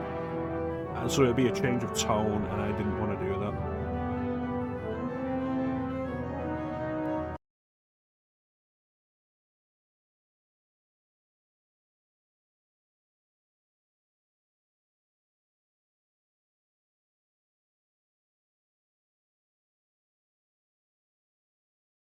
So that's why I didn't. But yeah, the East series, absolutely fantastic music. Definitely. When we did East Origins, like, not a lot of people, I don't think anybody really showed up to any of those streams. It was part of why I stopped doing them after I finished Unica's route. But like, definitely show up to check out the music at least, because it's really good. Absolutely fantastic soundtrack for the entire East series. I could not guarantee that East 1 and 2 would be games that you'd want to play. There's a very specific reason for that. We'll get to it. Get to the game. But like East Origin is a good place to like jump into the series. Other than that, really anything except East 2 is a good place to jump into the series, because none of the stories are really connected. They're all separate adventures of the same guy. And like, while I'd love to play through the series, I'm not likely to even play it in number order, like East 1 and 2, and then probably like East 6, the Ark of the Pishtim, which is the first of the modern design East games, and then probably like the Oath in Felghana, which is a remake of 3, and then probably East 7, and then Memories of Celceta, which is the remake of 4, and then East 8. They haven't done a Western release of any kind of East 5. Like, it doesn't really matter like which ones you play, as long as you don't start with 2. 2 is a direct sequel to 1. But yeah, that's going to do it for us for today. I want to thank everybody for joining the stream. I apologize for Batman not being good, and my playthrough of it not being good. Starting next week, the history of stylish action, which will begin with the originator of stylish action, Devil May Cry, featuring special surprise. And that's another thing with that as well. Like, I've played difficult games before. You guys know I have. So, like, you know I'm not against a challenge. Challenge is good. And today's kind of bullshit. Devil May Cry is not an easy game.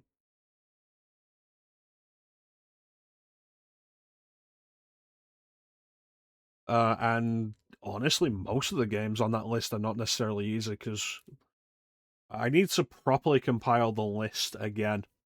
But like, we'll be going through Devil May Cry, the Devil May Cry series. Metal Gear Rising will be on there. Fucking will be. God Hand, infamous for its difficulty. Beautiful Joe, difficult.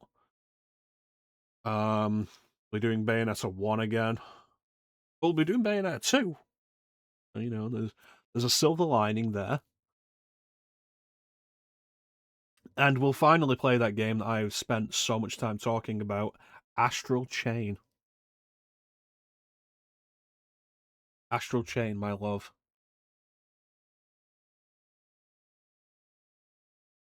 Oh, man. Such a good game, Astral Chain. And we'll get to it, but the history of stylish action, that may also be a season thing. We'll do like a bunch of it and then do something else for a while, because in total, it's probably going to take over a year to do all of it. Like, one session a week of it, it's probably going to be over a year. You'll be looking at like all 6 Devil May Cry games, all 3 Bayonettas, Metal Gear Rising, Astral Chain isn't short. two Beautiful Joe games. I'd love to do the DS one. There's too much touchscreen required. God Hand stuff.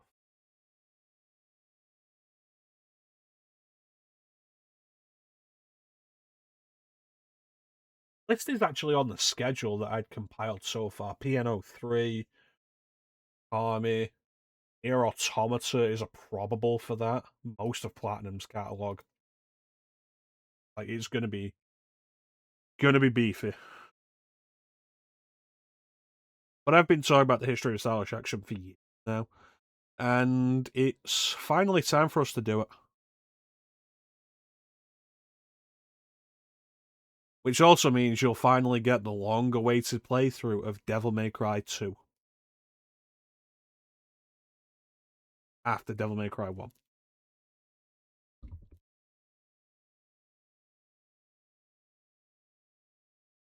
And as is often the case I do with the stream, games that I've streamed before, I might do like different versions of. Devil May Cry 3 in particular, I'm going to do the Crimson mod on PC, which there's various levels to that mod. And we're not going to be doing using the rebalancing or anything. It'll just be the style switching and free camera, plus like all the weapons. Style switching, weapon select, free camera. That'll be what we'll do. Which is fun. I've spent a bit of time dabbling with it, and it's fun. Will I be miserable playing Devil May Cry 2? That's a question. There's a question.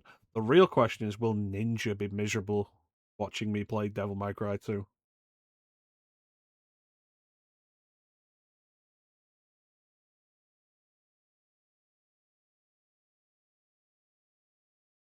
I'll probably just be bored. Mostly bored. But anyway, I want to thank everyone for joining the stream. I always really appreciate the support. Big special thank you to everyone in chat. Chat is always the best part of the stream. Who was here today? Panda, Teak, Bane, Klim, Icy, Mr. Solitary Man.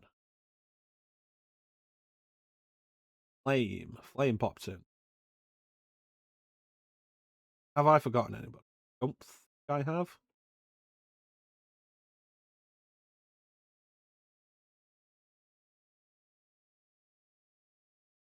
No, I don't believe so. Star was here, wasn't he? Very briefly. Yes. Thank you so much for watching. I always really appreciate your support. Chat is always the best part of the stream. Beginning next week, the history of stylish action. So, for the most part, good games every Sunday.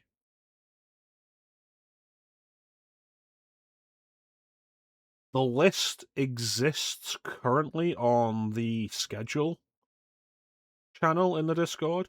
That's not the complete list, and I want to go through it and revise some stuff anyway. For example, something Teak will be excited about, Transformers Devastation isn't on there, and it should be. But yeah, that's pretty much it. Half-Life will continue for Daylight Shooting Time, Final Fantasy V will continue for the Year of RPGs, and that's everything. Sound alert? There you go.